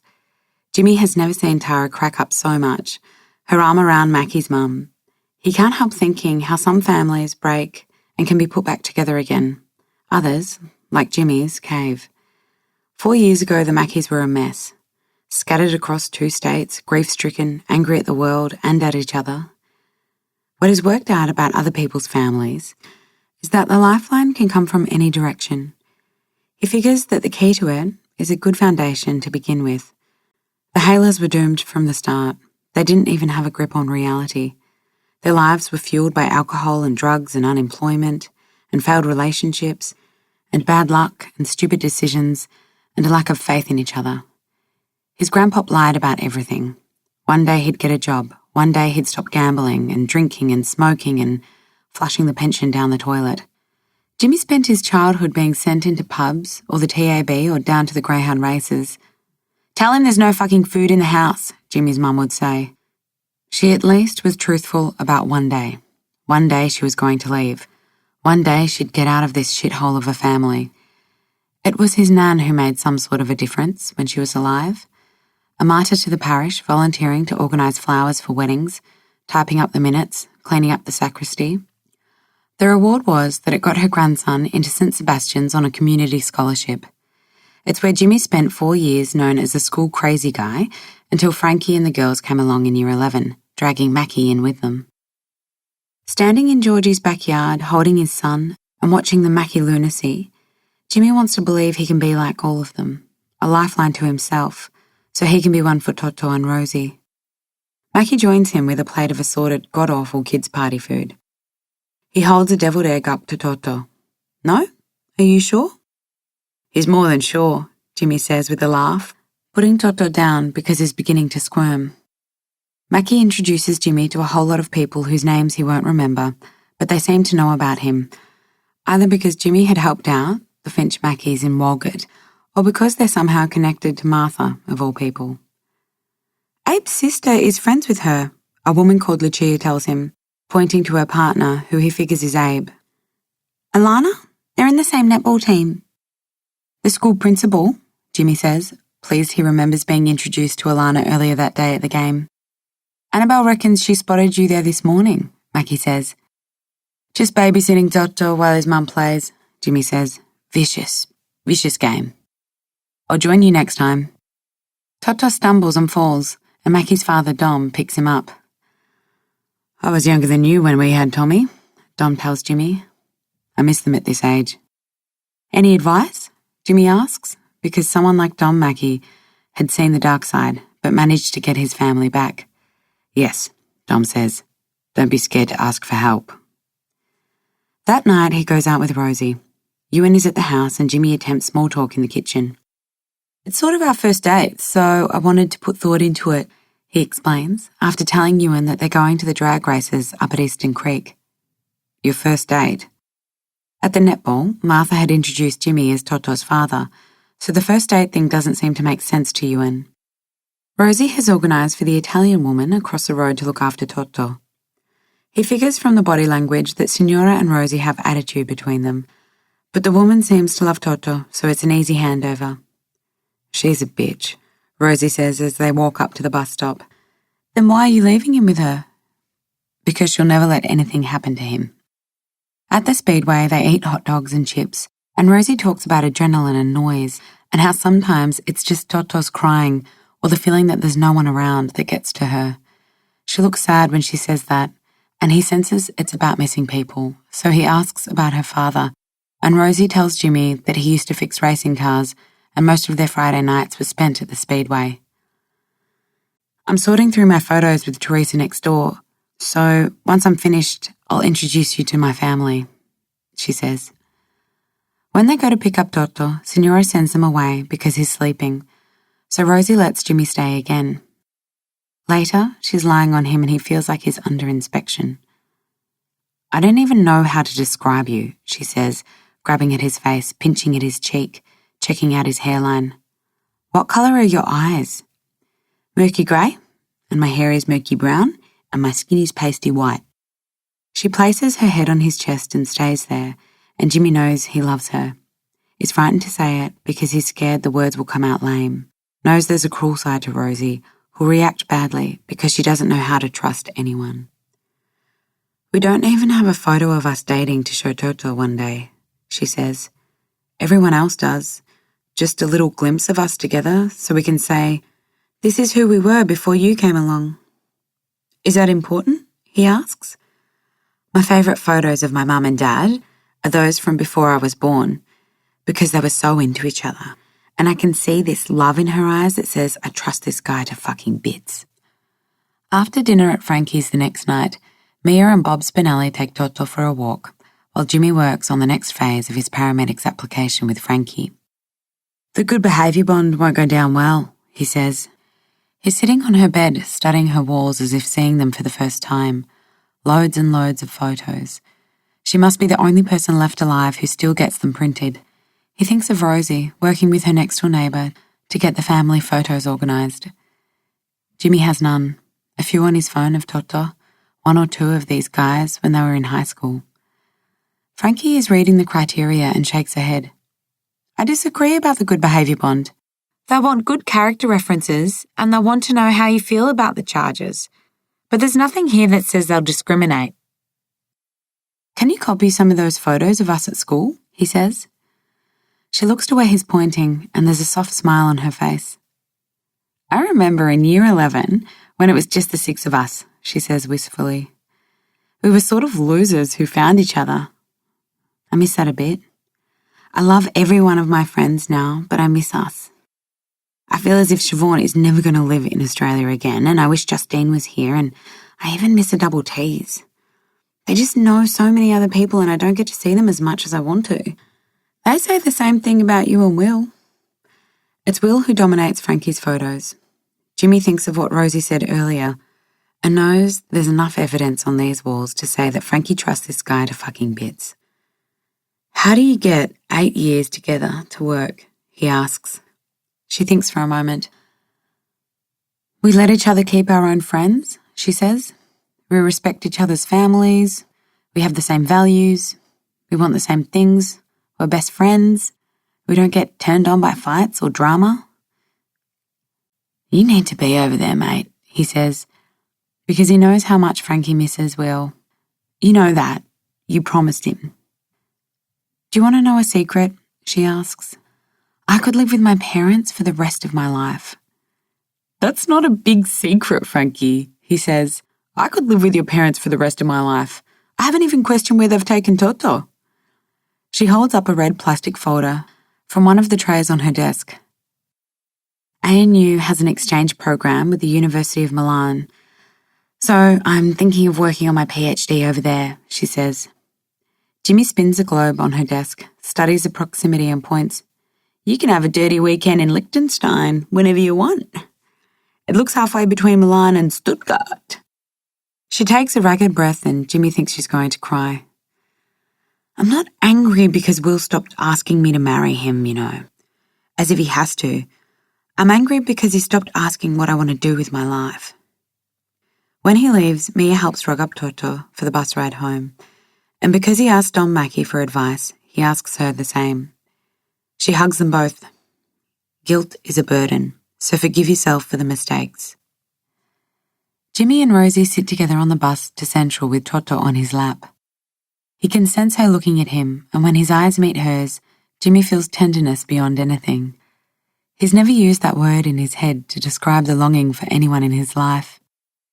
Not even with Frankie, because maybe tenderness belongs to lovers or kids, not necessarily your own. He can see resigned sadness in Rosie's expression, and he figures they both want whatever this is between them, but it's not easy with Toto in the picture, yet unfathomable without him there.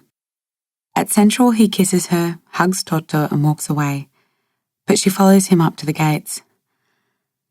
Can you tell whoever you're sleeping with that it's over? She asks. Even if it doesn't seem anything special. Why? He says with false bravado, because he wants to hear the truth about how she feels. You're sort of like an ID thing, she says. 20 points for usefulness, 20 points for being good in bed, 20 points for being decent, and you get triple bonus points because Toto's your top 100 priority. He moves closer to her, kisses her again. Can't stop despite Toto trying to pull his hair. Can you shave off points from usefulness and decency and give me extra for being good in bed? She laughs, but there's a shrewd challenge in her eyes. It would have to come out of your Toto triple bonus points. Thanks, but no thanks, he says, not missing a beat. I think I'll hang on to those bonus points. Chapter 13. Rosie spends every afternoon next door at Teresa's, going through the photos she took back from Luke's garage, while Bianca babysits Toto and the dogs out back. Teresa and Signora De Lorenzo are the only two who know where to place most of them chronologically in an album. When Rosie looks at the images scattered across the table, she can't help thinking that the life of the Gennaros is reduced to a size 8 hush puppy's shoebox. Teresa slides a photo towards her. "It's a beautiful one, regardless of where it was taken, Rosanna," she says quietly. Rosie glances at it, pushes it away, and concentrates on one where she's sitting on the bonnet of her mum's car where she was about 8 years old. She shows it to Teresa. "Sometimes she'd turn up at school and I'd have to interpret for her," Rosie says. "She'd make me tell my teacher that I had to leave early because we had an appointment, but it was bullshit really. She just wanted to go for a drive." "She was a cool one, your mother. Most of us would have gone crazy living in that house, the way it was for years, but Loredana never seemed fazed." That shrug of hers said it all. Did people think my dad was a loser for taking so long? No. Some said he should have sold it when he was getting the offers because he could have made a profit. My father would never have sold. Rosie knows that there were years the house stayed untouched because they didn't have a cent. And then when Loredana got sick, he just didn't have the heart to work on it. The coffee's ready and Teresa gets up to turn off the stove. The council and the Historical Society would be on his back because they said it looked like a hoarder's house with all the material out front. Yeah, well, look at it now, it's amazing. That house has been built by many hands, Bella. Rosie doesn't want to bring Martha into this discussion. For my mum and me and Nonna Eugenia. Teresa doesn't respond. It's what he used to say all the time, isn't it? Rosie demands, because she wants a vindication from someone who heard those words. Teresa stares at a photo of the house, its front lawn packed with rubbish and building material. A skip forever out front. Hay una casa por la mia familia, Seb would say. A house for my family. She takes Toto to swimming lessons with Tess and Yolanda, who suggests the three of them join a basketball team. The comp doesn't start for a couple of months, so we've got time to get fit. I haven't played for years, Tess says. If it's during the day and they have a creche, I'm in. Rosie likes the idea of being in a team with them. Although she knows they're not going to bail on her, deep down she'd like to hang out with them more. I know someone who can get us fit, she tells them, although she doesn't mention you and Healy's name because they might not rate a guy who got sacked from being a coach. If you guys are free Wednesday nights, he trains a netball team down at Neald Park. Out of all the visitors at the nursing home, she sees the Healys most. Rosie shouldn't have favourites, but John Healy goes from long periods of silence to bursts of conversation and reminds her of Jimmy.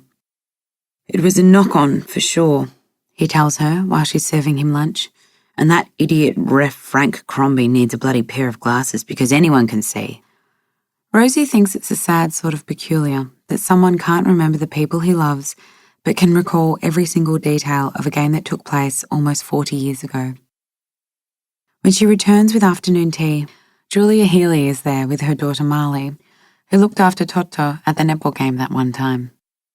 Julia takes a long-neck bottle of beer out of her backpack and opens it, pouring a glass for her dad. That's not his t-shirt, she says to Rosie. Can you tell the nurses to stop dressing him in other people's clothes? You should tell them. On the mantelpiece, there's an old black and white wedding photo, and Rosie suspects it's John and his wife because he looks exactly like Ewan. Where's your mum? Rosie asks Julia, who is now sorting her father's clothes and chucking on the ground anything that doesn't belong to him. She died when Ewan and I were babies. Are you twins? No, but we were born in the same year. Marley is sitting outside on the veranda playing chess with John. Julia catches Rosie looking at them. He was Pop John from the moment our kids came to live with us, she says. It's as if their hearts had met the moment they came face to face. Marley and Samuel belonged to him. Julia Healy is about to cry, which is strange because she seems the type who makes other people cry. Rosie looks at Marley and John Healy instead, Sad that Toto won't ever have that relationship with her father or Jimmy's crap parents. How did he look after you? Rosie asks. 2 babies in the old days? I don't appreciate the old days comment, Julia says, and she's not joking either. They wanted to put us into St. Joseph's home at Croydon, but the Chairballs moved in next door. Layla, Alana's mum, took over. We were sort of raised with all of them. Were you always in love with Alana? Julia eyes her. You're chatty today. Just asking. Alana was Ewan's best friend. They were inseparable because they loved sport. I was a third wheel when we were at school. One of the registered nurses pokes her head in and then keeps on walking because Julia is the Healy most of the staff try to avoid. Julia goes after her anyway. A moment later, Marley comes back inside wanting to know where her mum is. Hassling the nurses, Rosie says, grabbing the fresh sheets from the cupboard. Come and help me. Who's looking after your baby? Marley asks, starting on the pillowcases. The lady across the road from where I live. Just say she hurts him. She won't hurt him. How do you know that? Marley demands to know. Because I trust her. Ewan arrives just as his sister and niece are leaving. He flicks Marley on the brow with a finger and she laughs, doing it back to him. Julia orders her brother to tell the registered nurses that she wants John's medication reduced. They're turning him into a zombie, Ewan. Give this place a chance, Jules. When the others are gone, Rosie asks him about training. How many? He asks. 3 of us? Because I'm not interested in adding another couple of chatty Cathys to the mix. What's a chatty Cathy? I'm just saying. He tests the heat of the mug and puts it into his dad's hands. And you'll have to find someone to look after Toto because I don't want kids and babies at training. It's not Toto, she says, mimicking the way he says it. Don't tell someone named Ewan how to pronounce names, he says. I've spent a lifetime correcting people. Rosie understands Ewan's irritation because at training on Wednesday night, Martha and the women are annoying and talk too much. Later, they go down to the pub and Rosie sits with Yolanda and Tess at the end of the table. Louise sits with them. She's Elizabeth's daughter, and twice Rosie has seen her turn up and not get involved. They're always this loud, Louise tells them. I'm embarrassed to be around them, Rosie says. Tess leans close to her. Does the coach and your stepmother have a thing going on? Rosie glances over to where Ewan is laughing at something Martha said. He's apparently slept with most of them, Louise tells them. She delivers everything in the same tone. Rosie hasn't worked her out yet. Why don't you like Martha? Yolanda asks. I think she's cool. She stole my house, Rosie tells them. You don't know how it feels to... Yolanda puts her hand up to stop her. Don't go there. Rosie counts to 10 because she doesn't want to go around sounding insensitive or racist. What else don't you like about her? Tess asks. Isn't that enough? My stepmother's a cow, Yolanda says. Don't get me started. So now we're going to have a competition about whose stepmother is the worst? Rosie asks. I'd win, Rosie. Louise is looking from one to the other. I haven't worked out whether you're friends or not, Louise says. We're friends with different versions of evil stepmothers, Yolanda says. Later when they're leaving, Rosie tells them she won't be at Learn to Swim. I'm going for a checkup. The others are eyeing her. A mammogram. Why? Tess asks. Just to work out if I have that breast cancer gene that runs in my family. The BRCA gene, Louise tells them. Everyone has it, but some have a mutant one. Does that mean you have cancer? Yolanda asks. Rosie shakes her head, but looks at Louise, who seems to have all the answers. If it's the mutant gene, she has a higher chance of getting it, Louise says bluntly. That stops conversation for a moment. I'll come with you, Yolanda says. Rosie shakes her head. Martha's taking me. That's pretty evil of her. Parramatta Road is a car park the next morning as they drive to the Strathfield Breast Clinic. 4 lanes of traffic and they're stuck in the one that's about to turn onto the M4 when that's the last thing they want to do. This city's a joke, Martha mutters, beeping her horn and trying to get into the left lane for the 3rd time. Are you a mutant? Rosie asks, doing her bit and sticking her hand out the window to stop the car coming up beside them. Martha squeezes into the lane and gives the obligatory wave of thanks.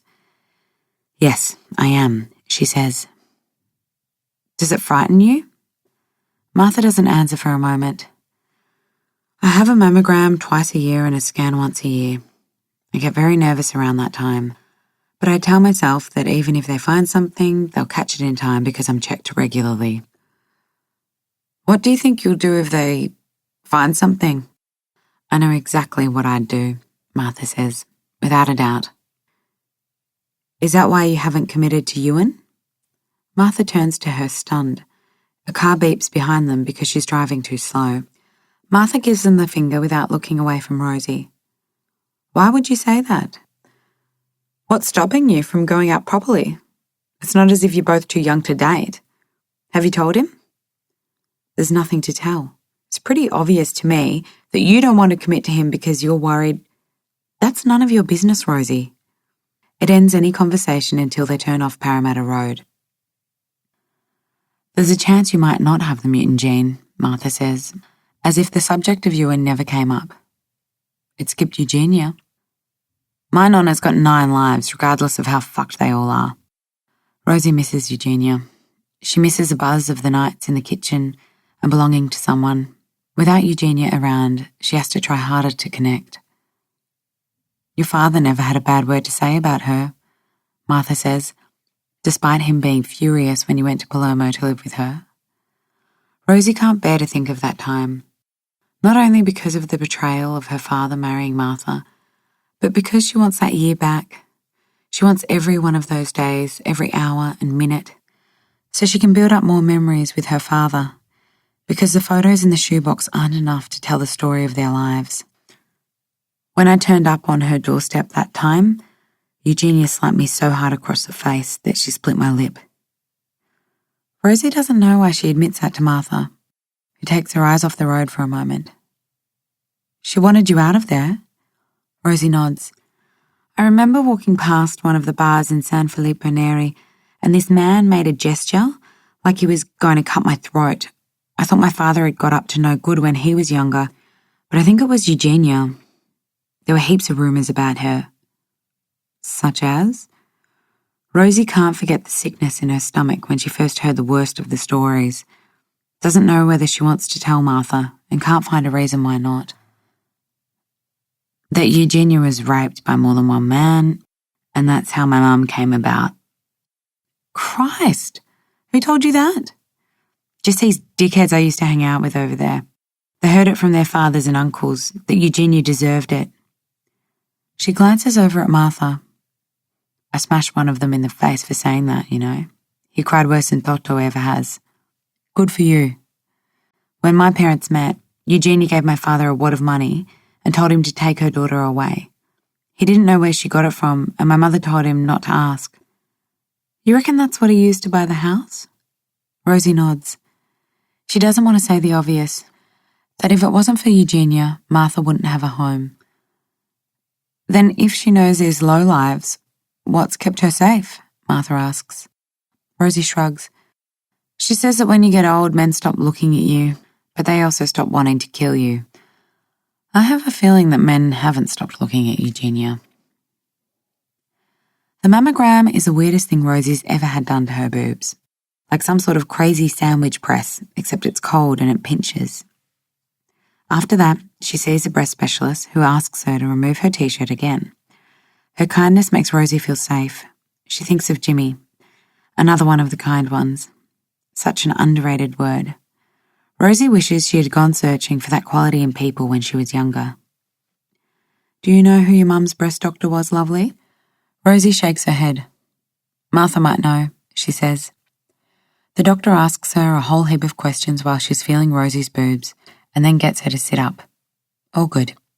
And then she tells Rosie that nothing's come up in the mammogram, but it's best for her to have the test to see if she's got the BRCA mutant gene. My friend says it's expensive.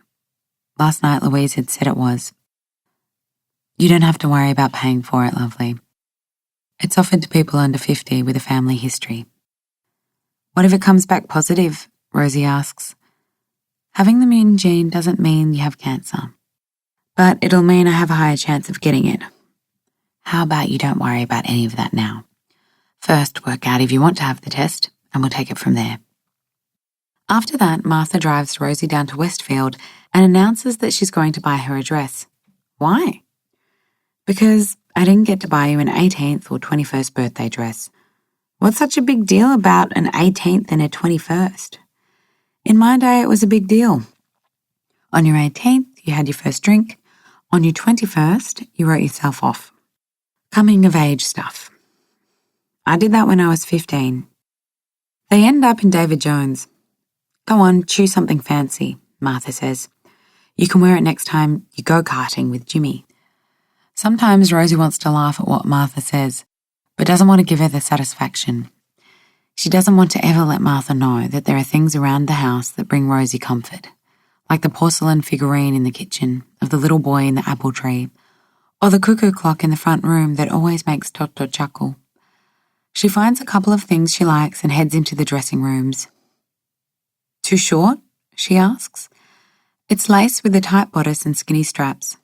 You're not going to have that body forever, Rosie, so flaunt it as much as you can for as many years as you can. Rosie does the rounds the next day with a tea cart and finds Ewan in his father's room setting up a big flat-screen TV.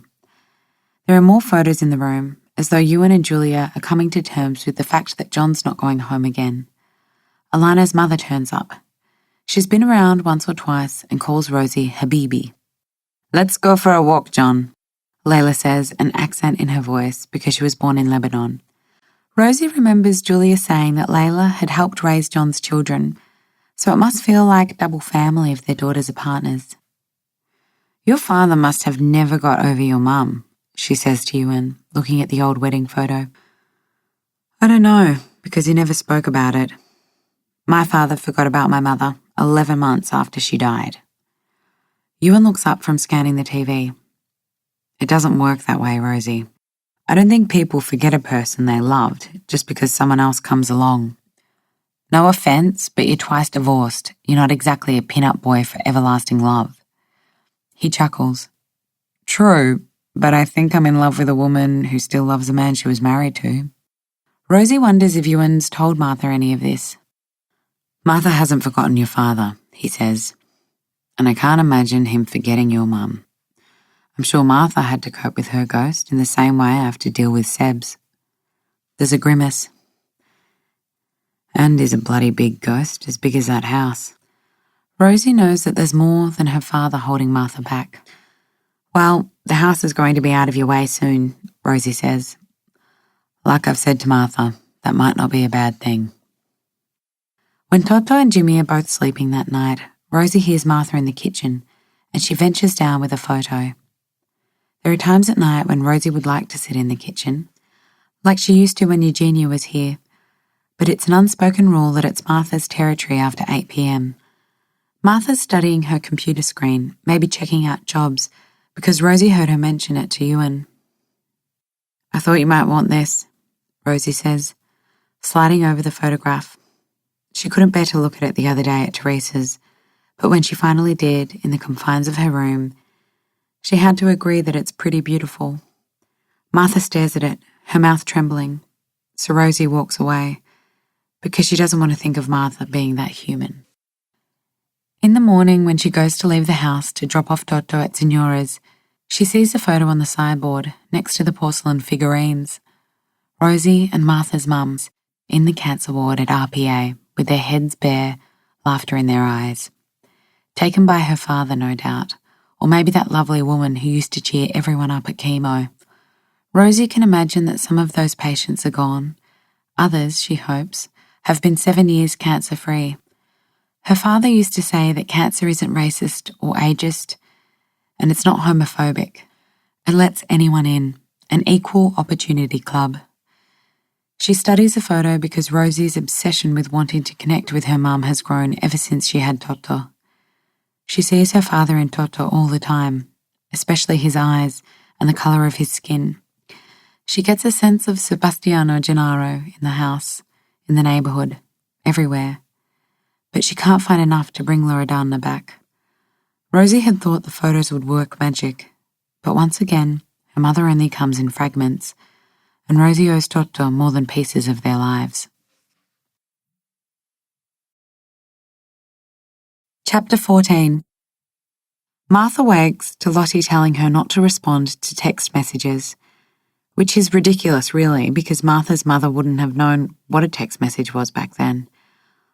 Lottie still had one of those telephones that required the force of a finger, but the voice that wakes her is clear and emphatic. So when the message comes from the real estate agent advising that a response is needed urgently if Dalhousie Street is going to make the spring market, Martha ignores it. That day, the netball team win their first game by 1 point. In her humble opinion, it's a clear example of brilliant teamwork, although most of the opposing players are in their 30s. She finds them the least competitive demographic because they haven't hit their desperation of wanting to be fit in their 40s or fabulous in their 50s. They're more like the fuck off we're in our 30s lot. Why don't we go to the pub and celebrate? Martha suggests, avoiding the 3 text messages on her phone. You go to the pub and celebrate when you lose, Rosie says. What's the difference? You don't have to come. They're at Briar's in Concord because they have the kids with them, and Sophie's the expert on kid-friendly beer gardens in the inner west. Ewan's writing out next week's game plan on a napkin, as if any of them give a shit. Let's just live in the moment, Ewan, Martha says, taking the napkin and neatly folding it. She tells them about Lottie's instruction this morning. You do know it's your subconscious desire instructing you, Julia says. What a thing to say, Sophie says. Of course it's her mother. Really, Sophie, Elizabeth challenges. I'm going to put this all down to ethnic superstition. That's a generalisation, Julia says. Alana's not into ethnic superstition and she's a leb. Alana nods in agreement. When Julia goes to break up an argument between the kids, just as Elizabeth's phone rings, Alana leans in close to Martha. Of course it's your mother. It's only Elizabeth's tone in her phone conversation that stops Martha from wanting more analysis. Where are you?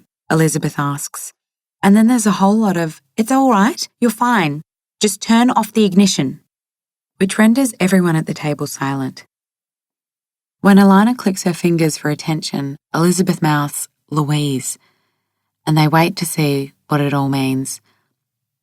Elizabeth doesn't look distressed, but resigned, sad really. She questions how and what Lulu's feeling, and Martha hears Rosie clicking with frustration beside her. Let me try, Rosie says, giving Toto to Scarlett and holding her hand out for the phone. For once, Elizabeth does as she's told. Panic attacks, she tells them, grabbing her bag.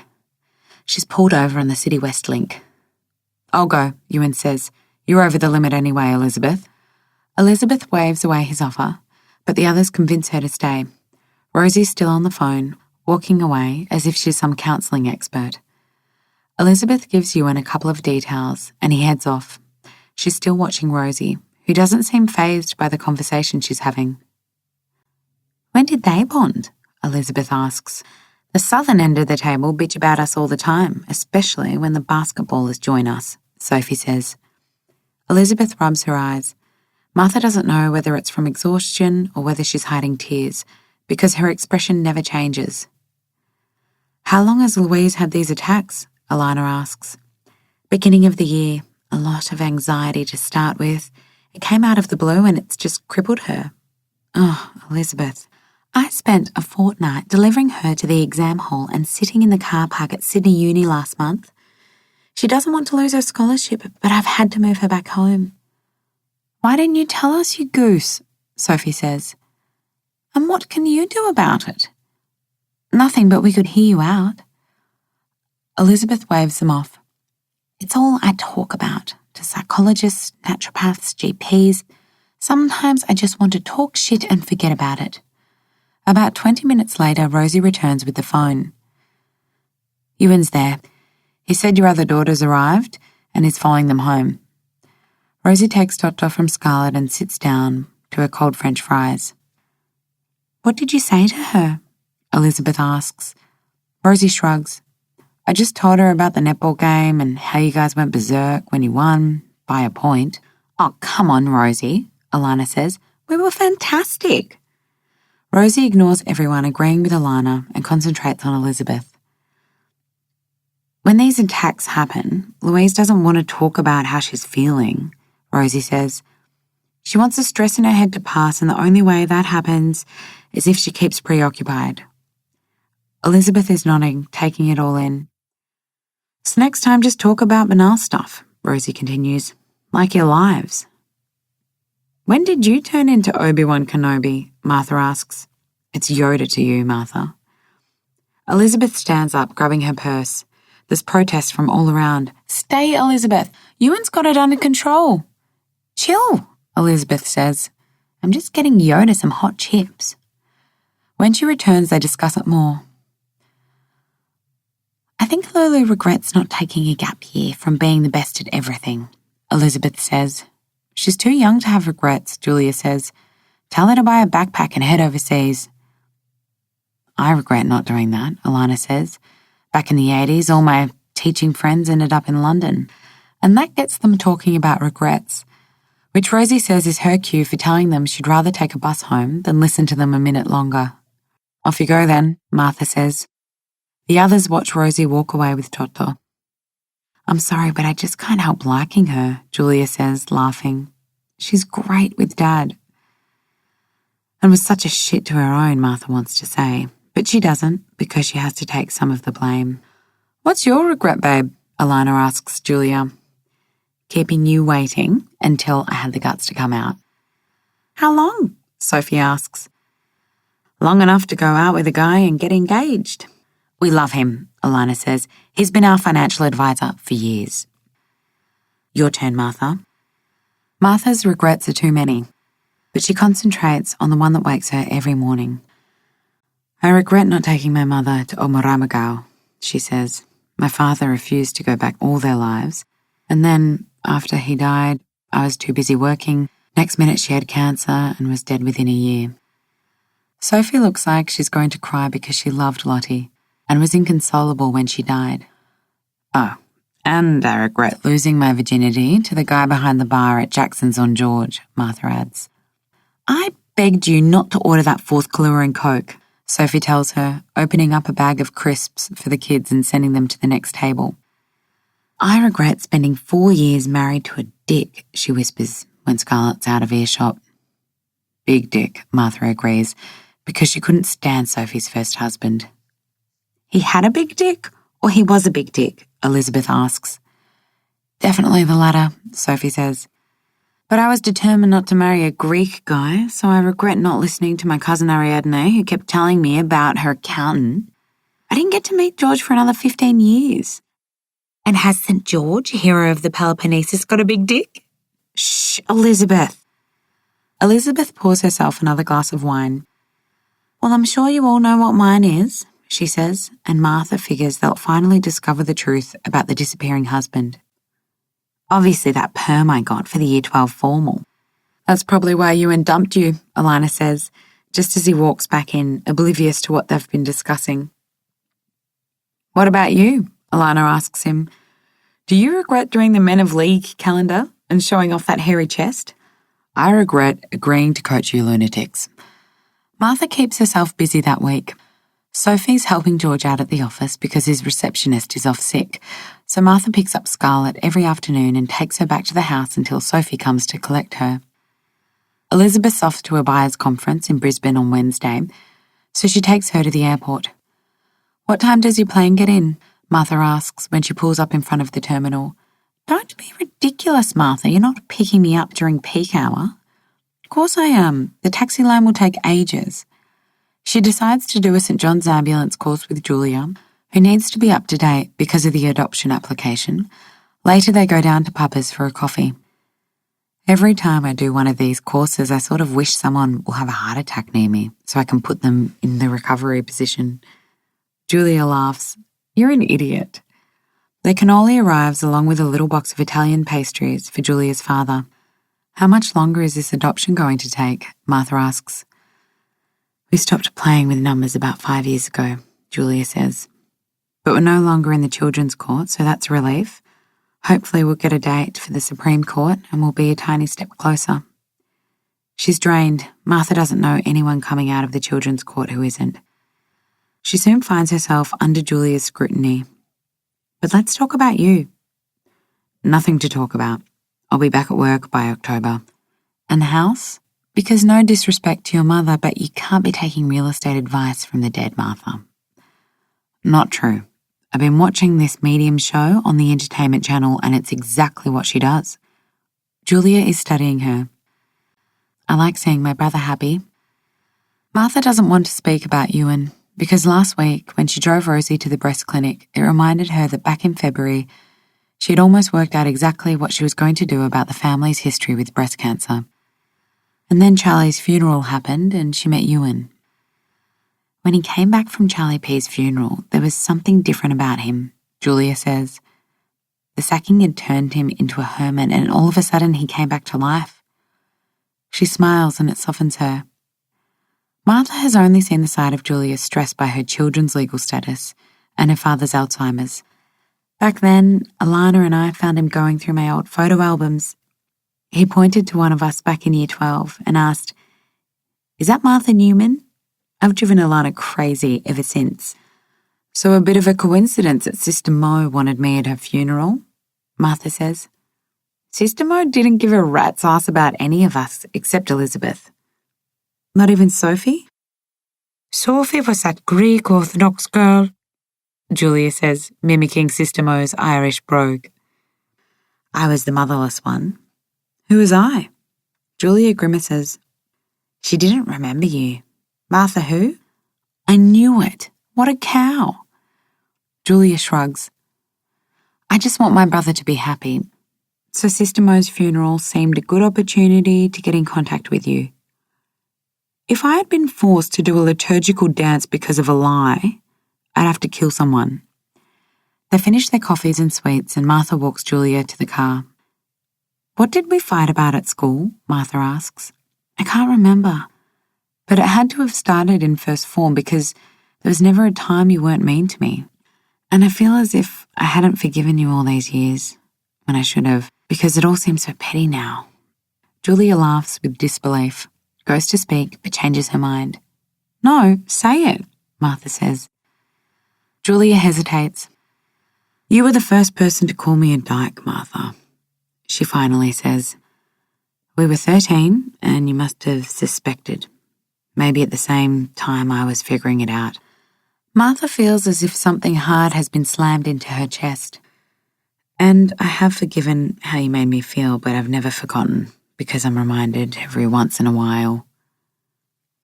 So you've thought I was homophobic all these years? Martha asks. God no, I just thought you were a bitch. Julia shrugs. But back then, that word made me frightened of everything I felt. Martha wants to remember saying it so she can take it back, but Julia's already moved on to another conversation. She goes to get a haircut, but her regular hairdresser isn't there. Martha gets advice she doesn't need from a guy who's tugging at her hair with a grimace. I don't get my hair cut often, so just a tidy up, she says. It's not really age appropriate, is it? He asks. I'm more into the European model of longer hair at any age. It's all rather schoolgirl.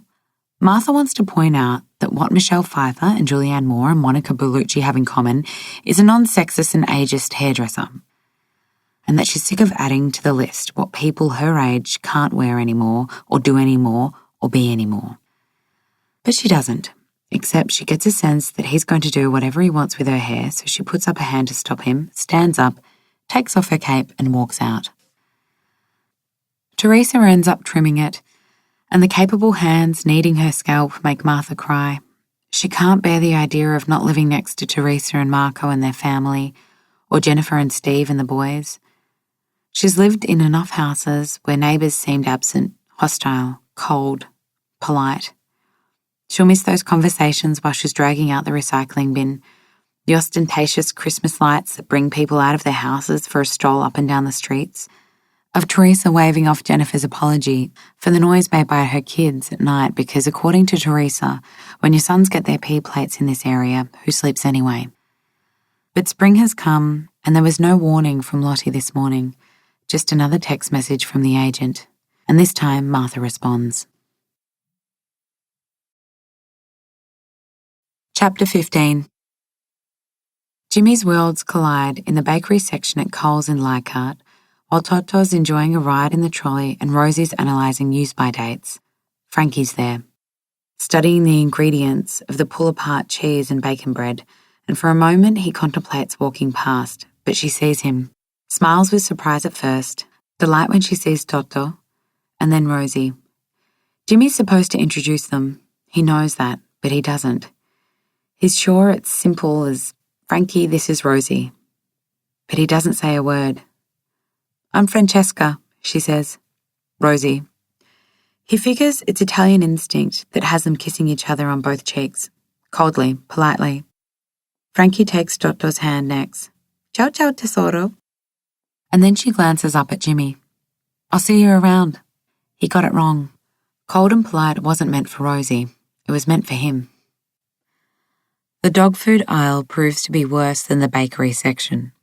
Rosie puts in the same ingredient analysis for Bruno as she does for them. "Are you embarrassed about being with me?" she finally asks. "No," he says. "No." He's angry that she even thinks it. "You didn't even introduce us. She had to do it." "I didn't know what to do." "Why?"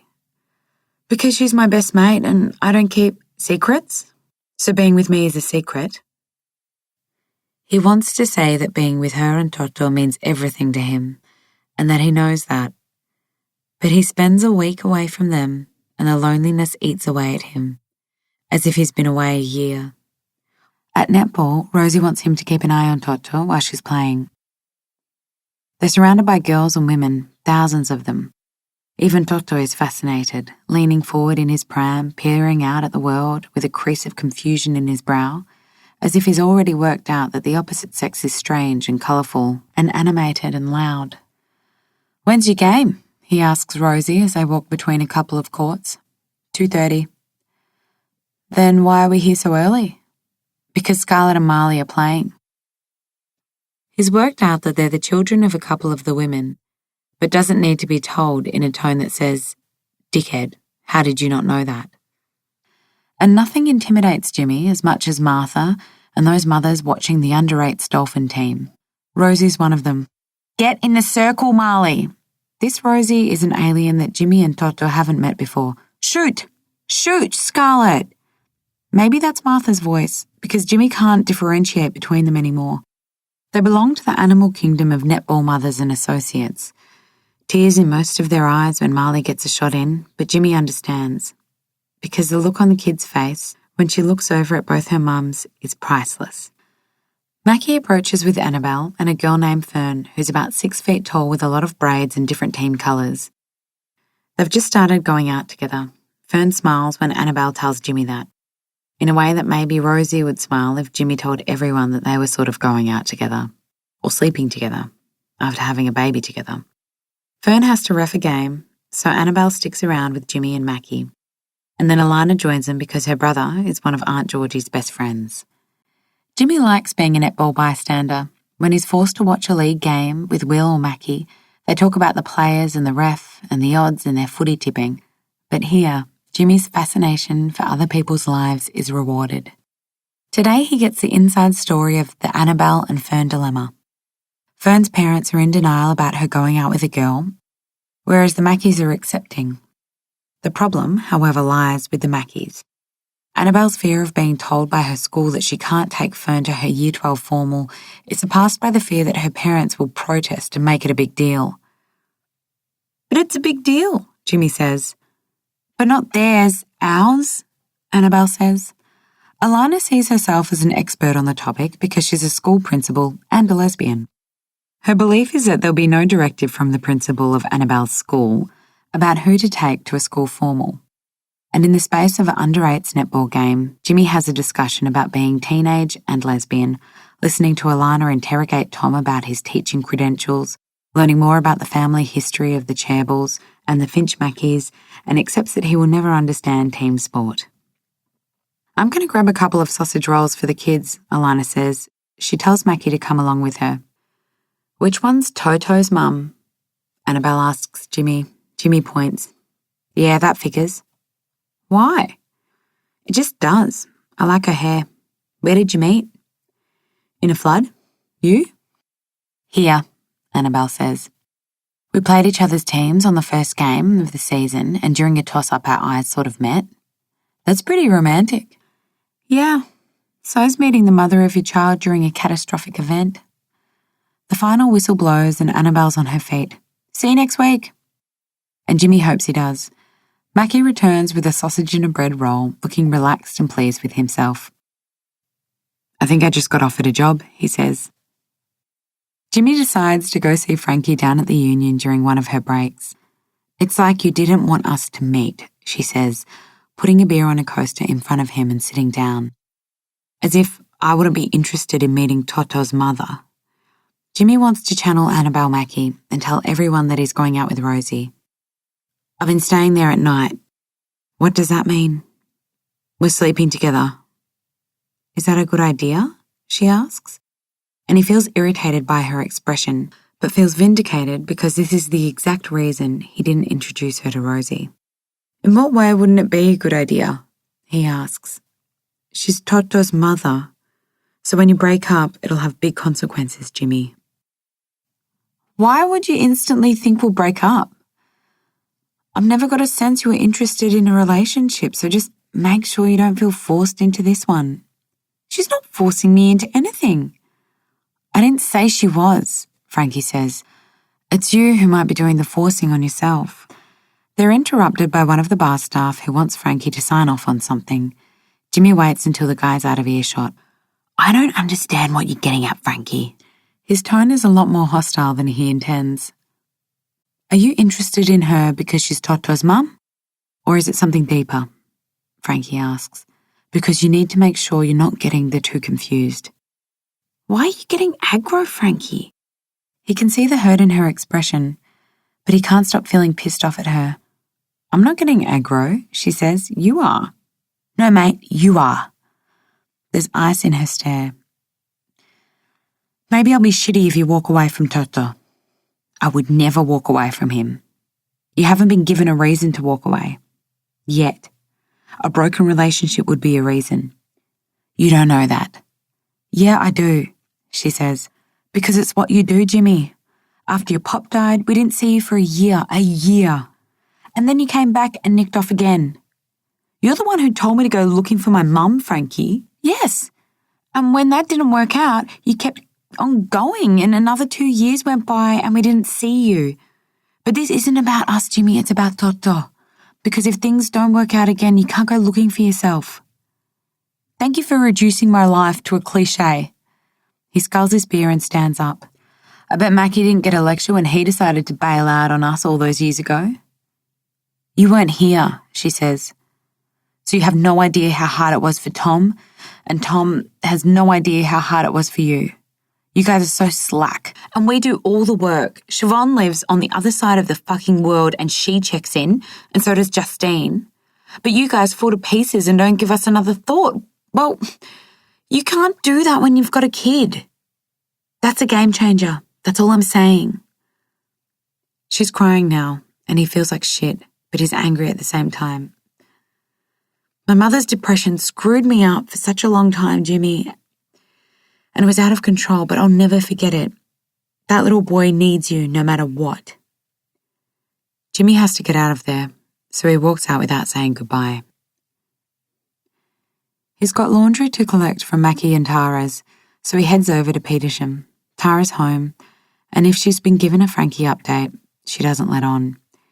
Jimmy asks her for a bag to put his clean clothes in. She hands him a canvas one, and he heads outside to the laundry. Need help? She says, following him out.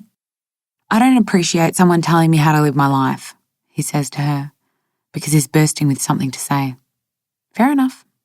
Or having an opinion on who I am and what I should be doing and what my responsibility is. And that's what Frankie did today, and she was out of line. I know how you feel, she says.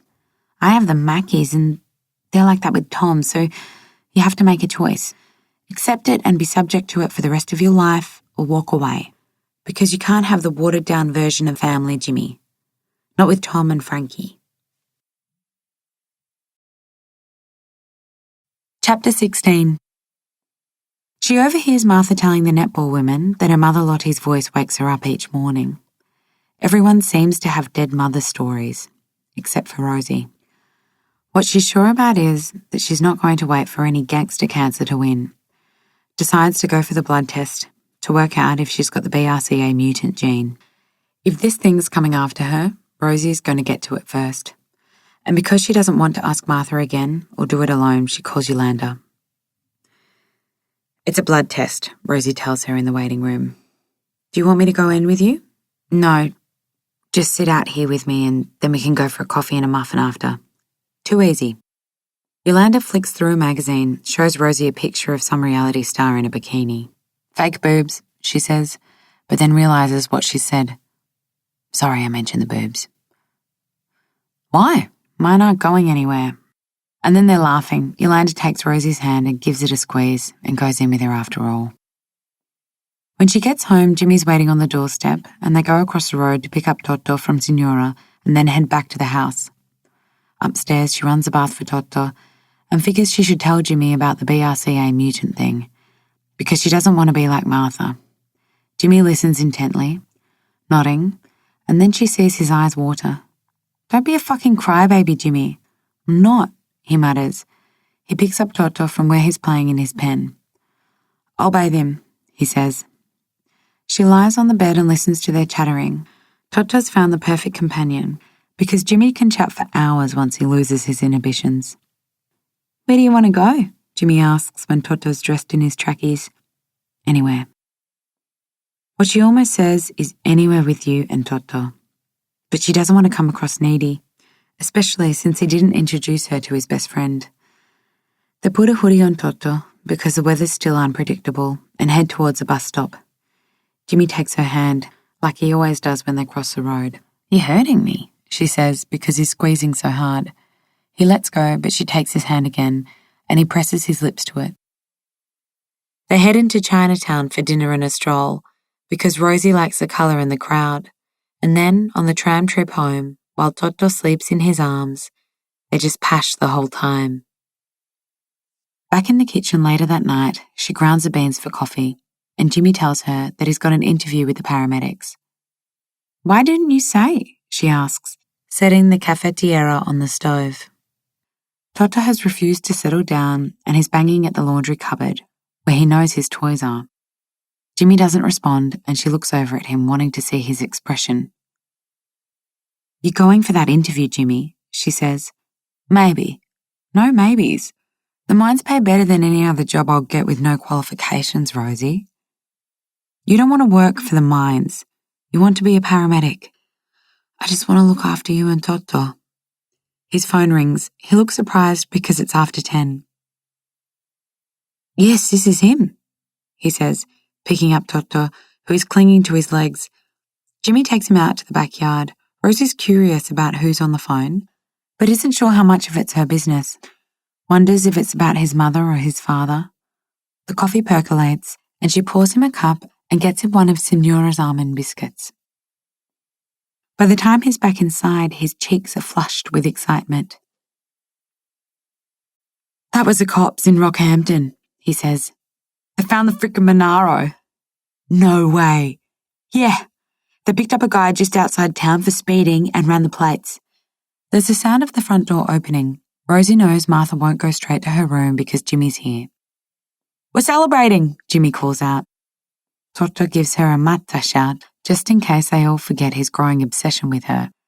Bruno joins in the adoration, jumping all over her as if Rosie hasn't shown him affection for years.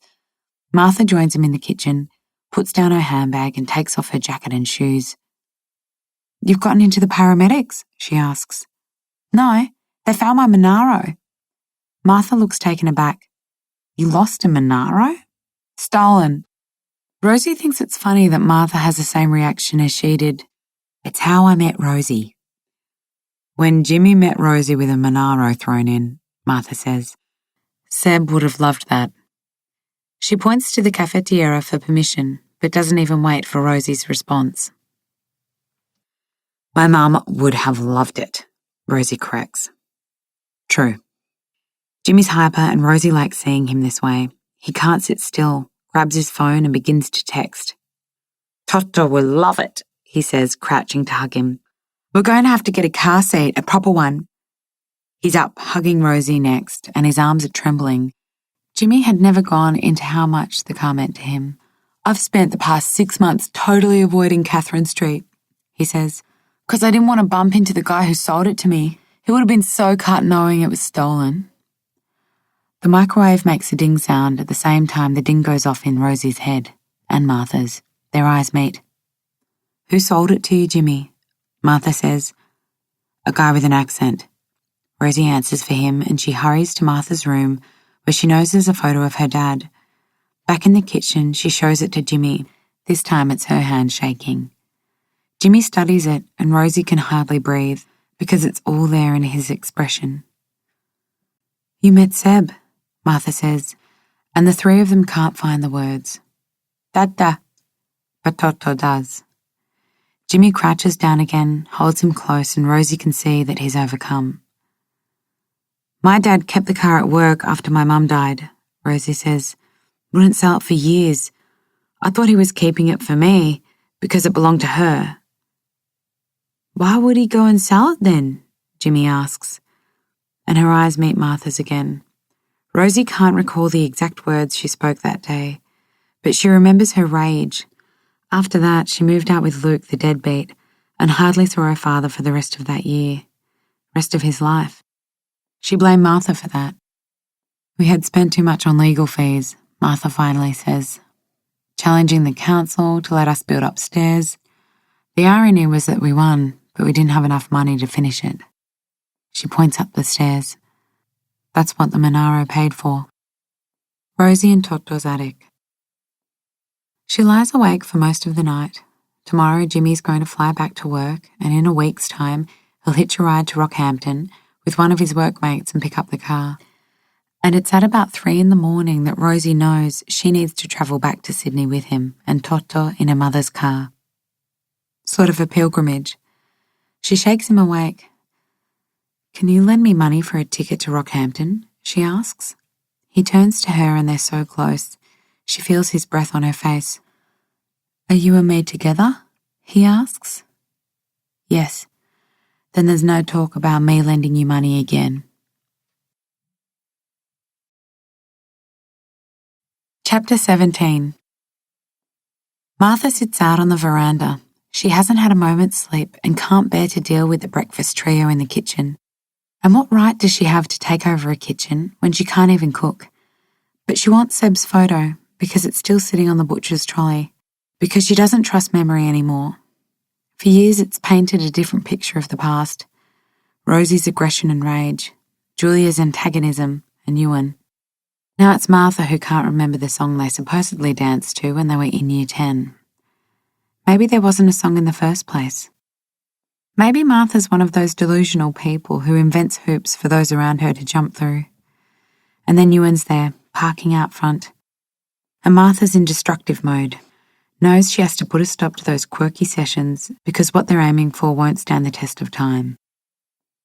"I don't think this is going to work," she says while they stand out on her veranda.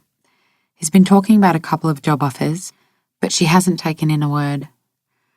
"I probably should have told you this the first time we saw each other, except it's not exactly an opening line at a funeral. But my mother and grandmother and aunts died of breast cancer and I've been tested and I'm one of the mutants, and just before I met you, I worked out that I didn't want to live with the fear every 6 months that they'd find a lump, so I made a decision about what I was going to do." And Martha just keeps on talking and says words she's never spoken out loud before. Double mastectomy, and hysterectomy and reconstruction. Ewan is shaken, confused. "But you're not sick?" "No." He looks relieved. "So we'll deal with whatever you decide to do," he says. "No, I'll deal with it." He looks wounded.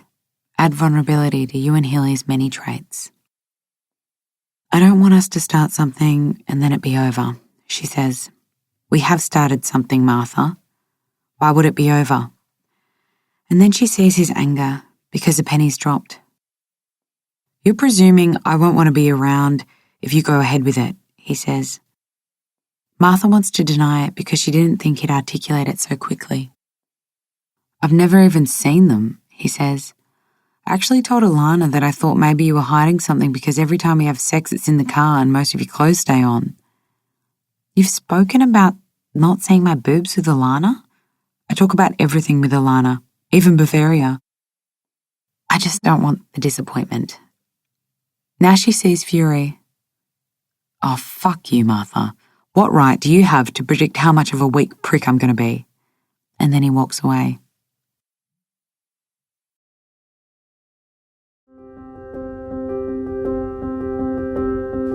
This is the end of CD 5. The book continues on CD 6.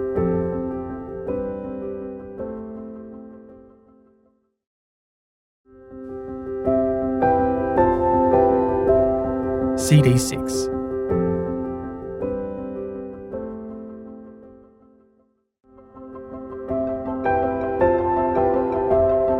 Part 3.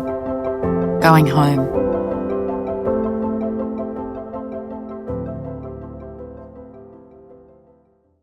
Chapter 18.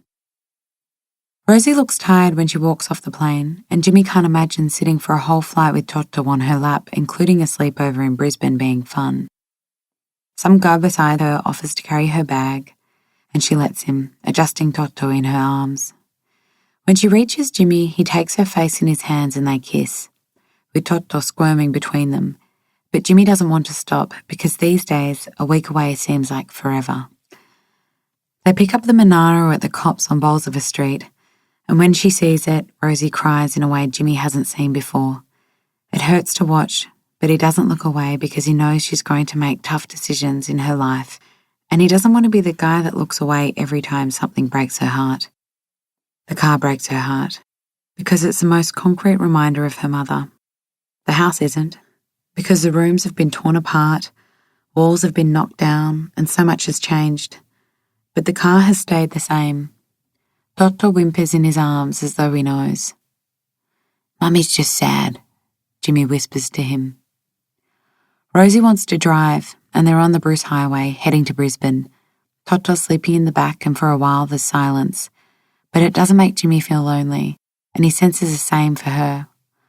Later, he puts on a CD that Mackie's burnt for him, and while they're listening to a song by some band he's never heard of, about belonging to you and belonging to me, Jimmy senses that nostalgia is planted.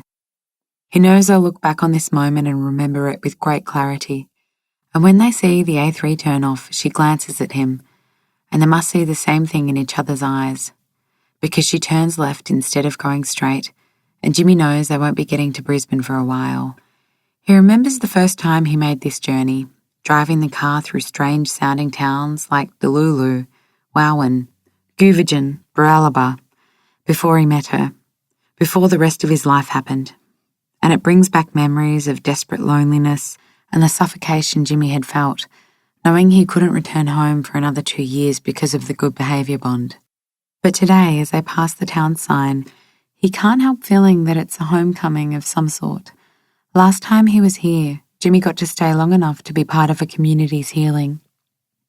He can't say that the people here were the most resilient he had met, because he grew up in Waterloo and his housing commission neighbours were a pretty hardy bunch, but in this town they had taken care of each other when they needed to, and Jimmy had travelled through communities where that didn't happen, where there was plenty of blame and division.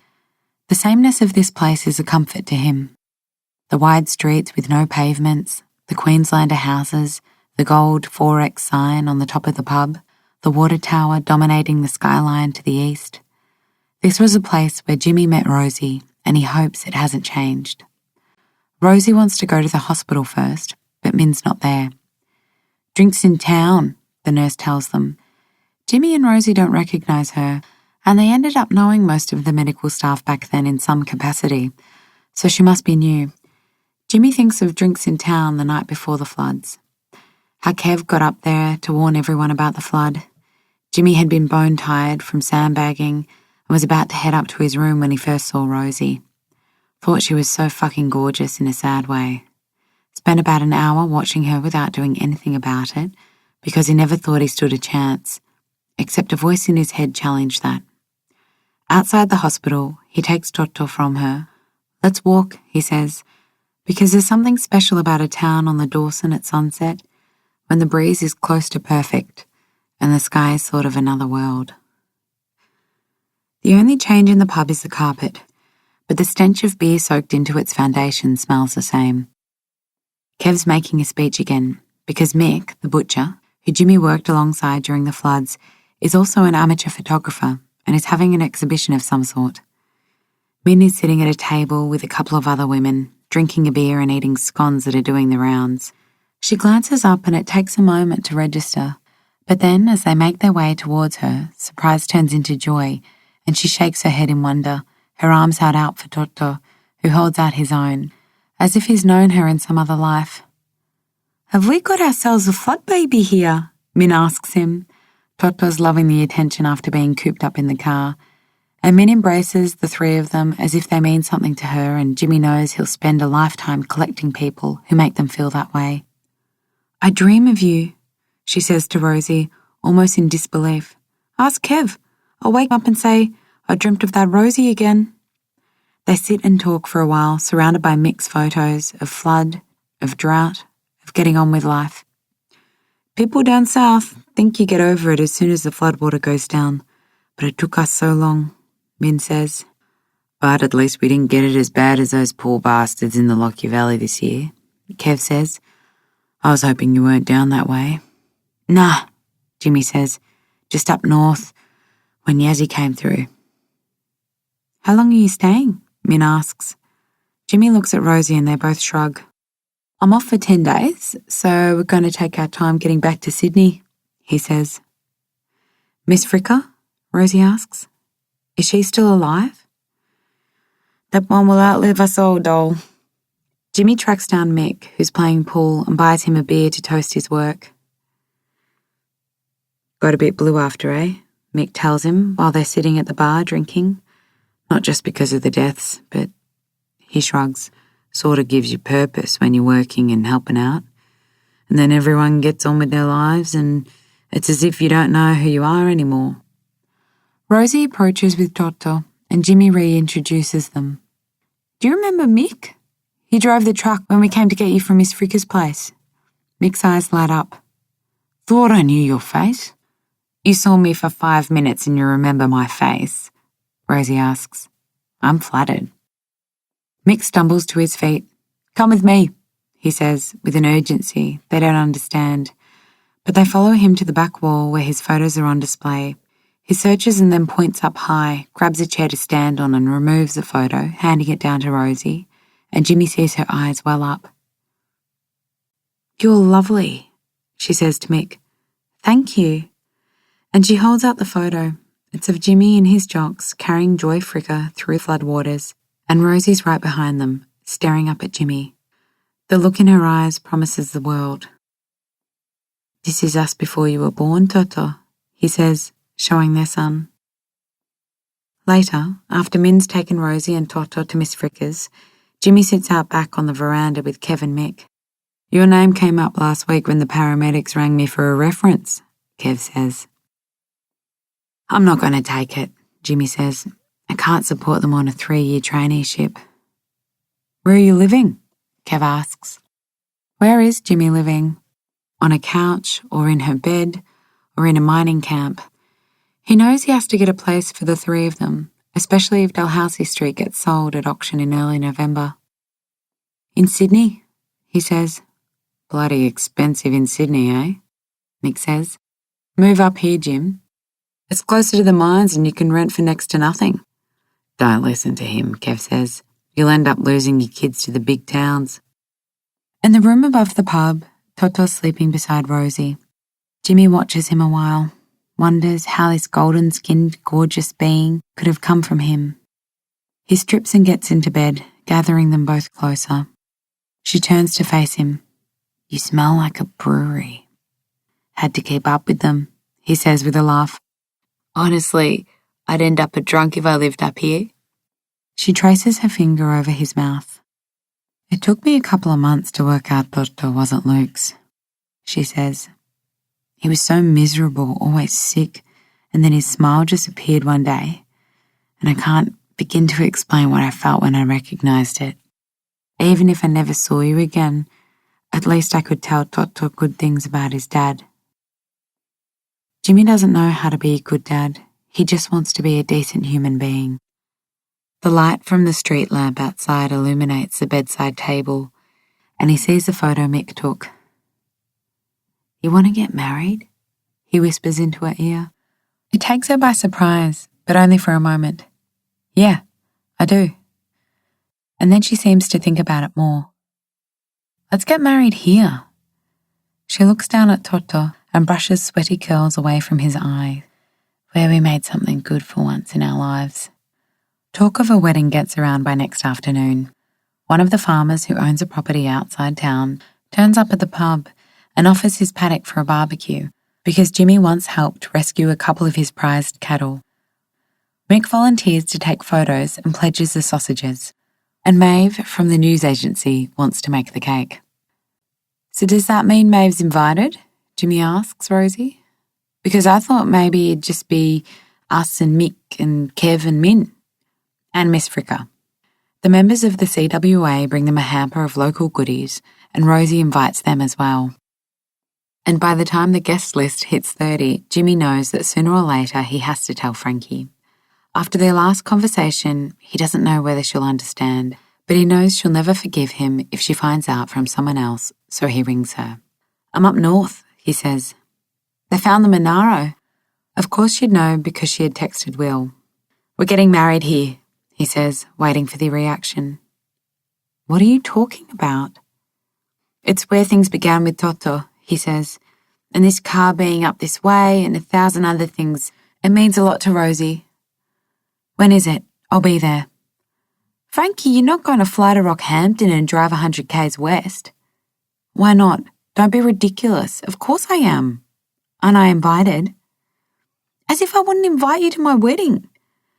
"Then why are we having this conversation? When is it?" "Saturday." "Are you kidding me?" "We're going to have to get the paperwork done in Sydney," he says. "Who knew you had to apply to get married? But the Catholic priest comes in once a month, and I have to get back to work in about a week, so it's this Saturday." "How the hell are you going to organise a wedding in 5 days?" "There's not much to organise, really. We're having a sausage sizzle in a paddock. Give me a list of things to do." He speaks to Martha next because despite everything that's gone on between her and Rosie, Jimmy thinks she should know. There's silence at the other end of the line. "Martha, I know it's a lot to ask, but if you'd like to come along." Is that what she wants? "I know she'd want you to be there." "Did she tell you that?"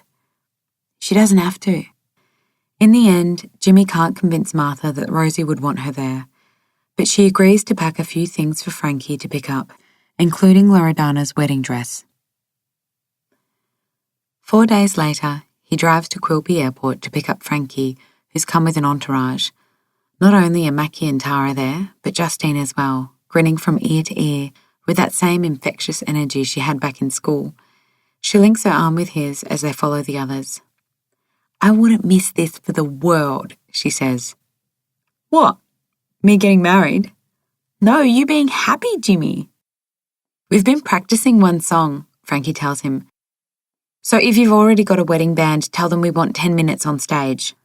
Sausage sizzle in a paddock, Radio 1, that's our entertainment." "Where's the luggage conveyor belt?" Justine asks. Quilpie Airport is a one-room affair. Check-in, arrivals and departures all in the same place.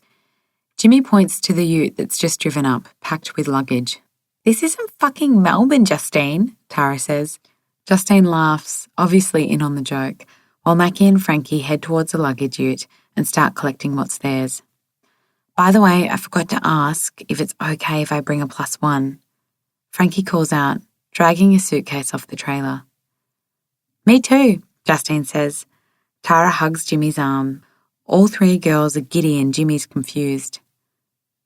"Who are their +1s?" he calls out to Mackie, because he's not going to get anything from the girls. Mackie points. "Them." Jimmy looks to see Will and Siobhan standing near the exit. You're getting married, Siobhan says, leaping onto him. Will looks heavily jet-lagged and wants to know where the Monaro is. Can't believe you lost it for 2 years, Hayla. Stolen, Jimmy corrects. You look like crap, mate. Will and I have been travelling for 36 hours, Siobhan says. 36. We met these two at Brisvegas Airport, Tara explained.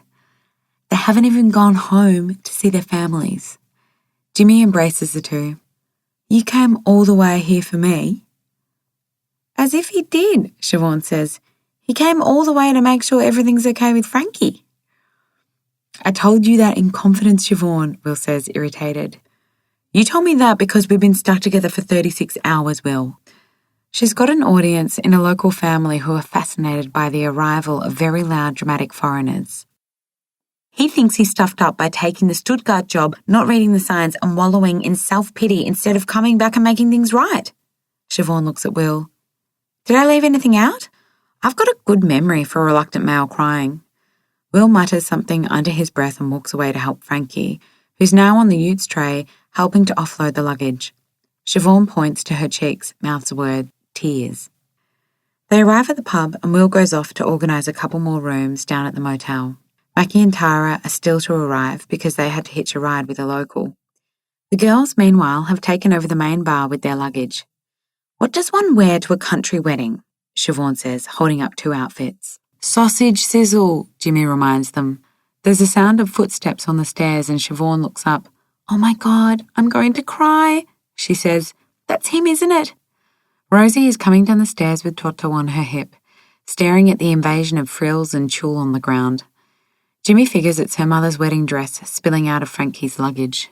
Siobhan is advancing on Rosie and Toto with arms open. I just want to eat him. Jimmy removes Toto out of the impending fray and introduces Rosie. She doesn't say much, but crouches down beside the wedding dress. When she holds it up, there's a gasp among the others, and then silence. I'm presuming we've got a circa late 80s, early 90s gown here, Frankie says. It's pretty awful, Rosie says. Frankie and Jimmy politely agree. Let's hit the shops, Siobhan says. Shop, Rosie says. That's what I'm saying, Siobhan shouts. Let's go shopping. There's one shop in town, Jimmy tries to explain. Frankie is searching for something amongst the tulle of the dress. Before I forget, she finds a pocket and unzips it. Your stepmom, just Martha, Rosie says. Martha said to tell you that when she sent the dress for dry cleaning, she found these in the pocket. Frankie holds out 2 rings, plain gold. Rosie stares at them. Are they your mum and dad's?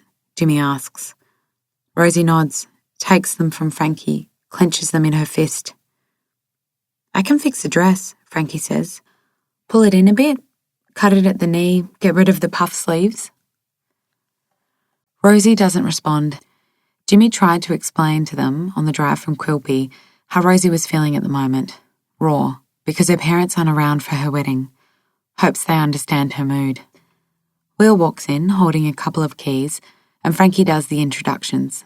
Rosie's dad sold Jimmy the Monaro, Frankie tells him. No way. Jimmy nods. He can see it's too much for Will's pragmatic mind. Go sleep off the jet lag, babe, Frankie says to him. It'll make better sense when you're awake.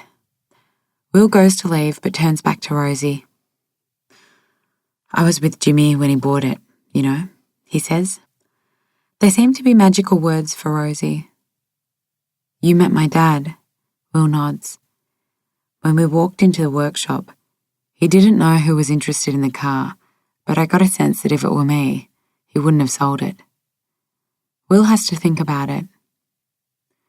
Your dad just took a liking to this one, he says, pointing in Jimmy's direction. And then Jimmy tells him that he needs a car because he's looking for his family, and that was it. Will looks at them both. Pretty big coincidence, he says. Later that night, while Rosie and Toto are staying at Min's, Jimmy and the others end up in a meadow lying on the grass, staring up at the stars. Best night sky I've ever seen, Justine says. I've seen the northern lights in Norway, Siobhan says. Frankie sits up from where she's lying beside Will, who is still half asleep. We don't want to steal anyone's thunder, so don't even say congratulations until we land in Sydney, Frankie says, but we did this on the plane. She holds up a hand that has a ring on it. Can't we? Tara begins. No, Frankie interrupts. And stop crying, Justine. Are you at least having an engagement party? Jimmy asks. Will opens an eye. We're going to find the closest paddock in Campbelltown and have a sausage sizzle. He gives up on sleeping and sits up next to her. Once we get married, Frankie's dad's going to renovate the double garage in my parents' backyard, he says. Turn it into a granny flat. That's practical, Tara says. Yes, because people who get engaged in seat 10B and 10C on a Rex flight to Cupid are pragmatic about such things, Siobhan says.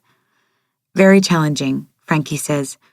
I'm going to have to wash my hair in 7 minutes because of the water tank. Mackie is looking unimpressed by the news. Justine in Melbourne, Siobhan in London, Frankie in fucking Oatley, he laments. Tom, it's a 20-minute drive from your house and it's on the train line, Frankie points out. Guys, we're going to be 30 years old before we know it, Siobhan says. In 5 years' time, mate. I'm already counting it down. Jimmy's got a baby, and these guys are talking granny flats, and do I need to confess that now I holiday with my father? My father! My parents get a divorce from their toxic marriage, and I start enjoying the company of the middle-aged. She shakes her head with disbelief. Our fun days are gone. As opposed to being in year 12 and watching Jimmy's nudie runs down Maroubra Beach, Tara says. And Siobhan flashing, Mackie says. Remember, we'd be like, not again, Siobhan, put him away, we're begging you. You're a dick, Tom, she says. But they're all laughing, and it's what they do all night. Talk and drink and laugh because Jimmy figures it's the last time they'll be together again for a while. So, now for the wedding presents, Justine says. No presents, Jimmy says. We don't have room in the car anyway. These won't take up room, Justine says. You've got 3 days to get to Byron because we've booked you into a 5-star resort there. And my parents bought you a suit for Saturday, Frankie says. And my parents are covering the drinks bill, Mackie says. Too much, Jimmy says. You being here is enough. And they toast to them being together. Speech, Jimmy, Tara says, because I bet you won't do one at the sausage sizzle. Jimmy's never made a speech in his life. Go on, Frankie says. He doesn't know where to start except for the truth. After I found my mum, it sort of fucked me up a bit, he says. And I'm driving for days and days on the Bruce Highway and it's just me in my head and the trees. And for a moment, I tell myself to drive straight into one. And I know you guys want to be enough to have stopped me, but at the time I didn't have space in my head to think of anyone. And then in a split second I get an image of the guy who sold me the car. And I knew I couldn't wreck something he seemed to love so much. And that was it. The moment was gone. And a week later I met Rosie. None of them speak. And Jimmy doesn't know what to say. He catches Mackie's eye. Best man? Shit, yeah. Jimmy's wedding day is literally the best day of his life. He hasn't had many of those, so he's able to differentiate. After the barbecue is lit, he holds Rosie's hand and they watch it all in silence. And like always, Jimmy is amazed by the kindness of strangers, by the coincidences in life, by how much his friends love his son, by Miss Fricker's sullen tenderness towards Rosie, matched by her total hostility for Jimmy and Toto. Min joins them, holding a muddy Toto. How about Kev and I take this one home with us tonight? She says. We've got a cot set up for my daughter's little one in the rumpus room. Jimmy likes a world where Min and Kev are in charge and feels safe. Any advice, Min? He asks. She thinks for a moment. Easy. The kids always come first. Frankie, Mackie and Justine put together their version of Toto's Rosanna, a sort of ballad for the bridal waltz. And although there's not really a dance floor on the paddock, Jimmy takes Rosie in his arms. You look great in that dress, he says. You look great in that suit. It's the best thing I've ever worn, he says. You? She thinks about it, holds up a hand with her mother's wedding ring. This is the best thing I've ever worn. Tara and Mackie fly out the next day to visit his nan Agnes in Brisbane. Jimmy drives them back to Quilpie, doesn't know how to thank them for letting him stay in their home, but he knows he'll find a way. Can I ask you something personal? He says, just as they're about to board. Depends on how personal, Tara asks, suspicious. When you do that whispery thing to each other in the morning, before you go your separate ways, what do you say? They exchange a look and laugh. Should I pick up a couple of chops for dinner, Petal? Mackie asks her. 1,000 times yes, Tara says. Was I a dick last night, Poppet? 1,000 times yes. Can you make sure our health insurance premiums are up to date, honey bunny? 1,000 times yes. The boarding gate opens and people start filing past them. Nothing deep, Tara says, giving Jimmy a hug. Just a personal joke from before we were going out. Jimmy thinks it's profound enough. See you in fucking Sydney, she says.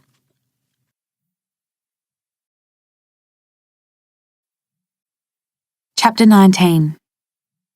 At 5:47 p.m, when the sun is meant to set, Martha waits patiently for the solar lights to switch on.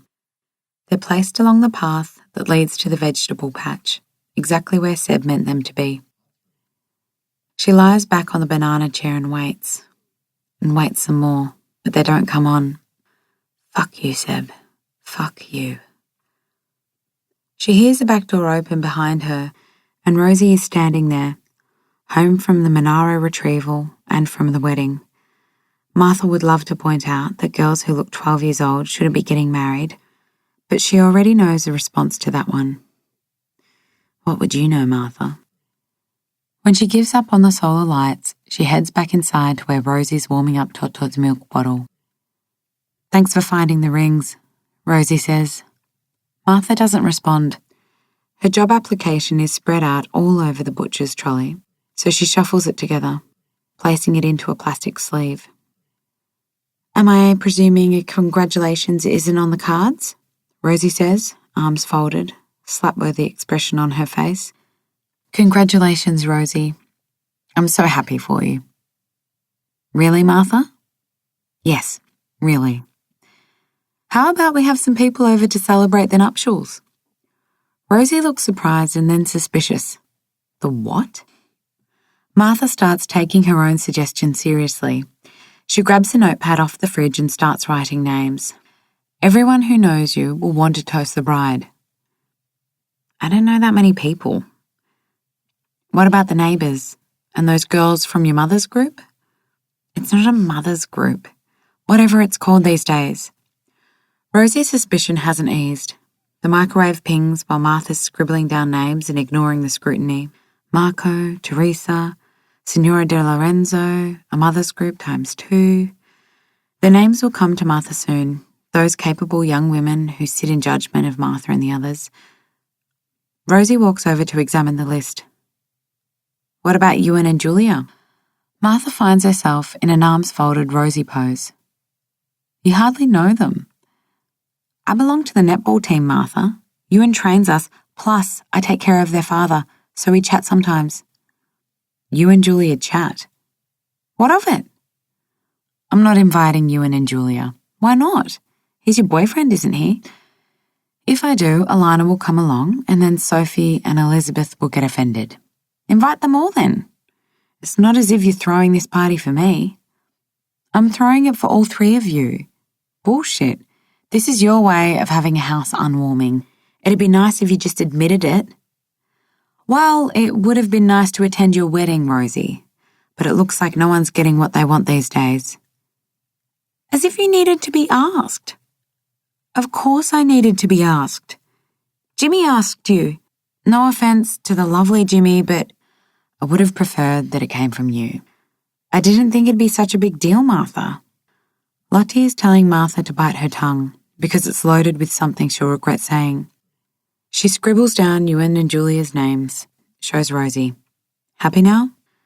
The doorbell rings and it's Ash from the real estate agency, who beat 4 others because of less bullshitting and a touch of warmth. Martha takes her out to the backyard, wondering if the solar lights are going to make an appearance. When they don't, she turns on the floodlights instead. It looks amazing, Martha. Rosie is watching them from the kitchen the whole time. And once they're back inside, Martha puts on the kettle. Rosie, this is Ash. We're going over the contract if you'd like to join us.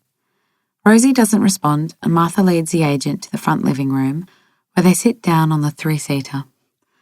Martha skims through the advertising plan, shaking her head. I'm not interested in redecorating. You've got a better chance of attracting buyers, Ash tells her. What part of this house, this street, this suburb that won't attract buyers? If you play your cards right, Martha, you can get over the $1 million mark. It's pretty amazing for a place that used to be a dump. So obviously Seb looked past the decorating last time it was on the market. Martha can tell that Ash is choosing her words wisely. All I'm saying, Martha, is that we want to attract a certain type of buyer. Someone not like my father. Ash looks over to where Rosie is leaning against the door. No, not like your father at all, she says. You don't need someone with vision and a dream to buy this house, just someone with money.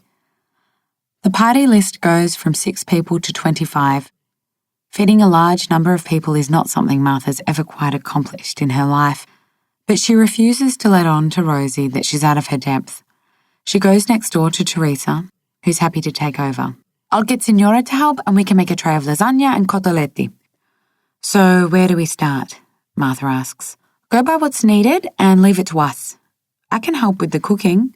No, you can't, Bella, Teresa says diplomatically. How about German potato salad? Teresa seems to pretend that Martha hasn't spoken. And I'll make the tiramisu, and I know that Signora will make the crostoli. Who's Martha to deprive the newlyweds of Signora De Lorenzo's crostoli? Marco comes home and Teresa tells him to check out Martha's solar lights. Have you had them out in the sun long enough? He asks as they head over to the house. 4 days. Maybe you should return them. I don't know where Seb bought them from. Marco looks taken aback.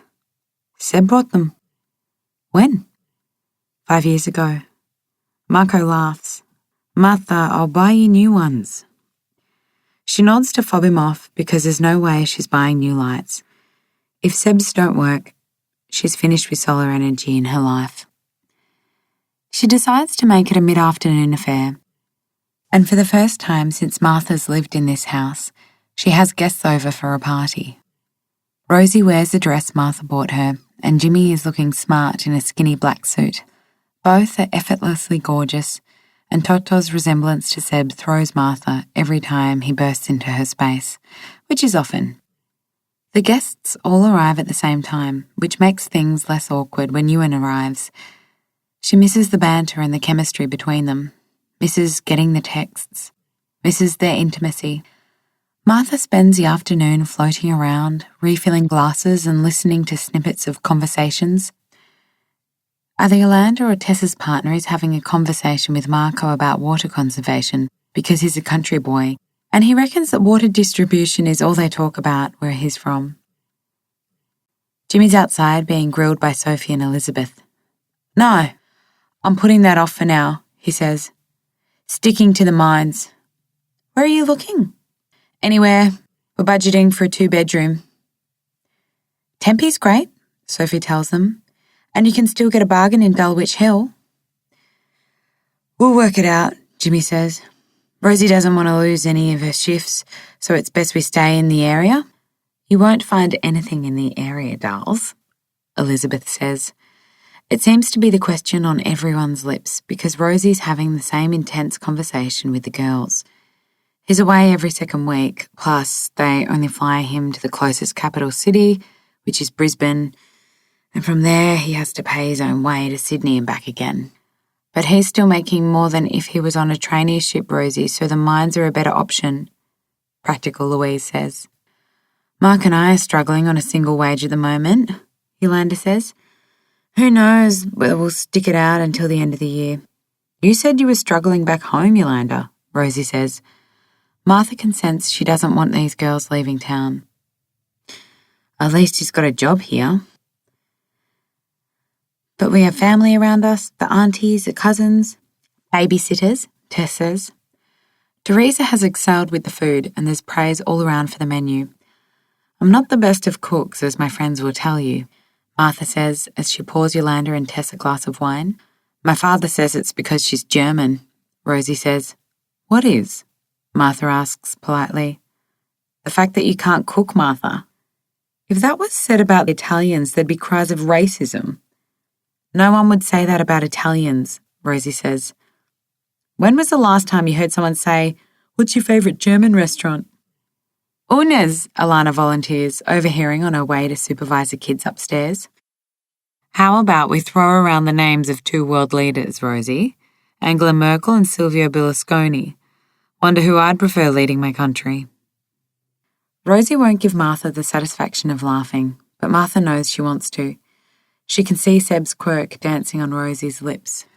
German Riesling, anyone? Martha asks, holding up the bottle. Later, Signora De Lorenzo approaches with Toto, who's feverish and miserable, and Rosie is about to take him upstairs, but Signora won't hear of it. There's a mini exchange of argument between them, but who can tell?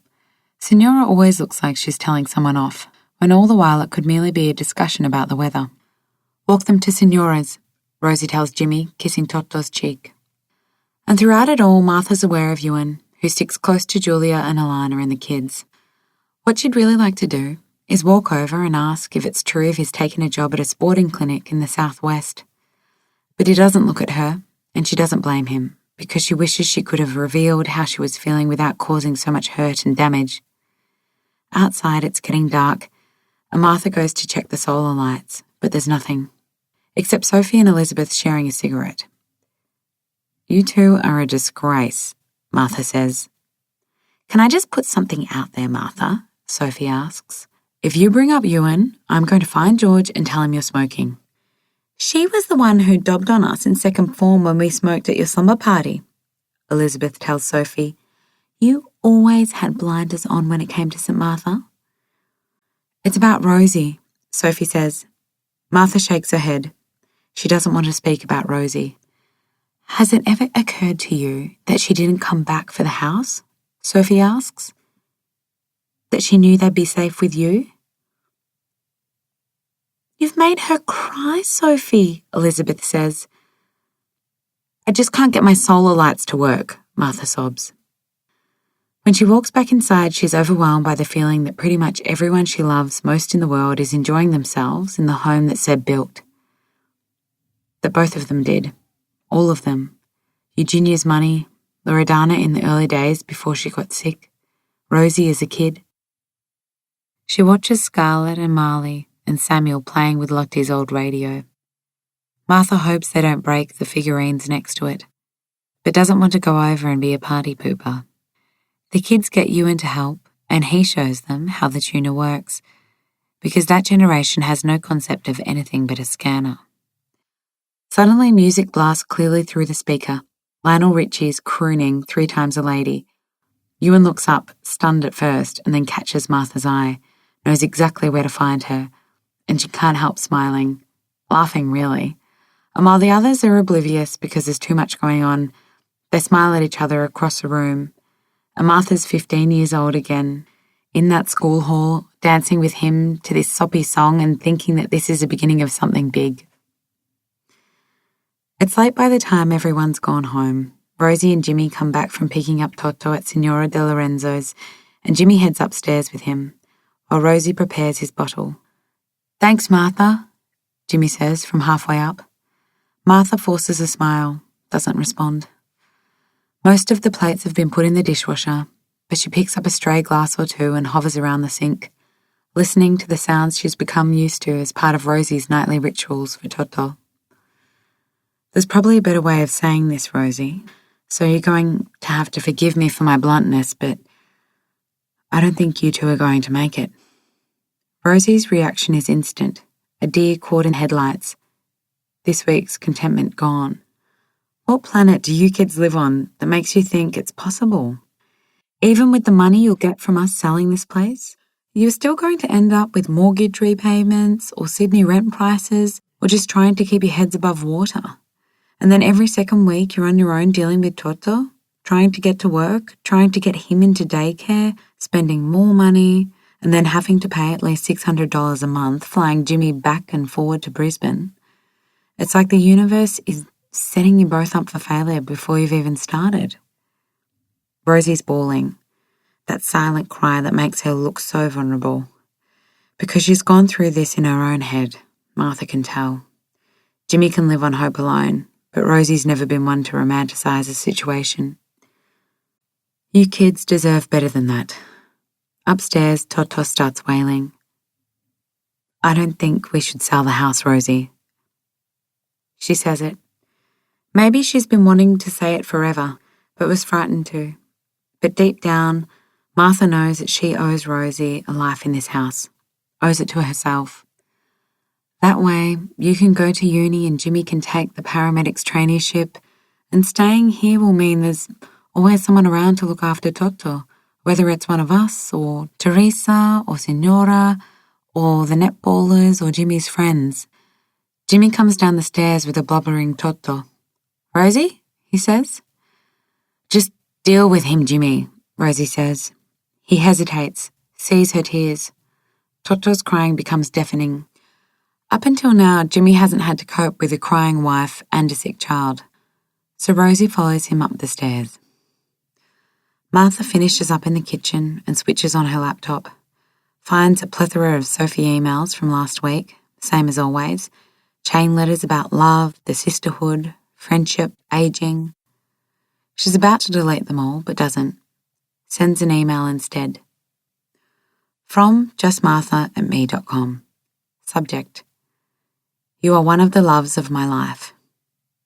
Dear Sophie, before you go into a panic, I'm not suicidal or contemplating a big sea change, but you are one of the loves of my life and I wanted you to know. Love, Martha. She realises too late that she sent it to Alana, Julia and Elizabeth as well. So she just keeps on writing.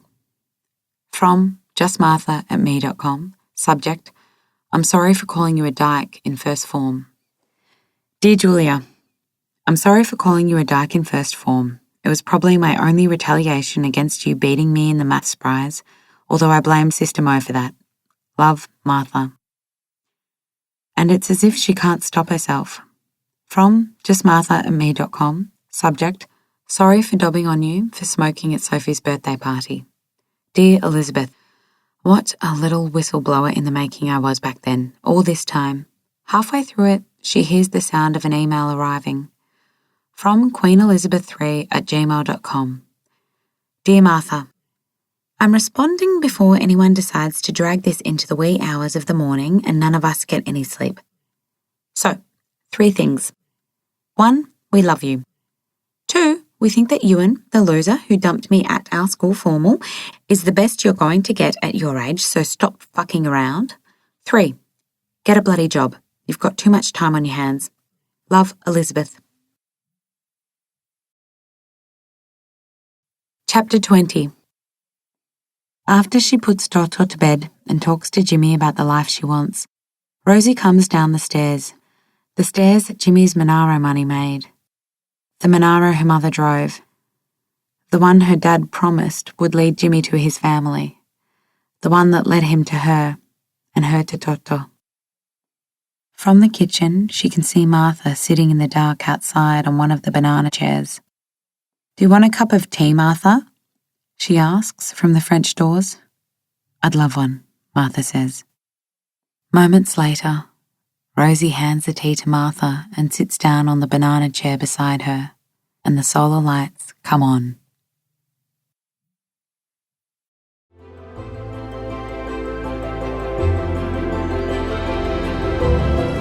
Belinda and Penguin Random House hope you enjoyed the reading of The Place on Dalhousie. Written by Melina Marchetta, narrated by Maria Angelico. Production Copyright 2019 by Penguin Random House Australia. All rights reserved.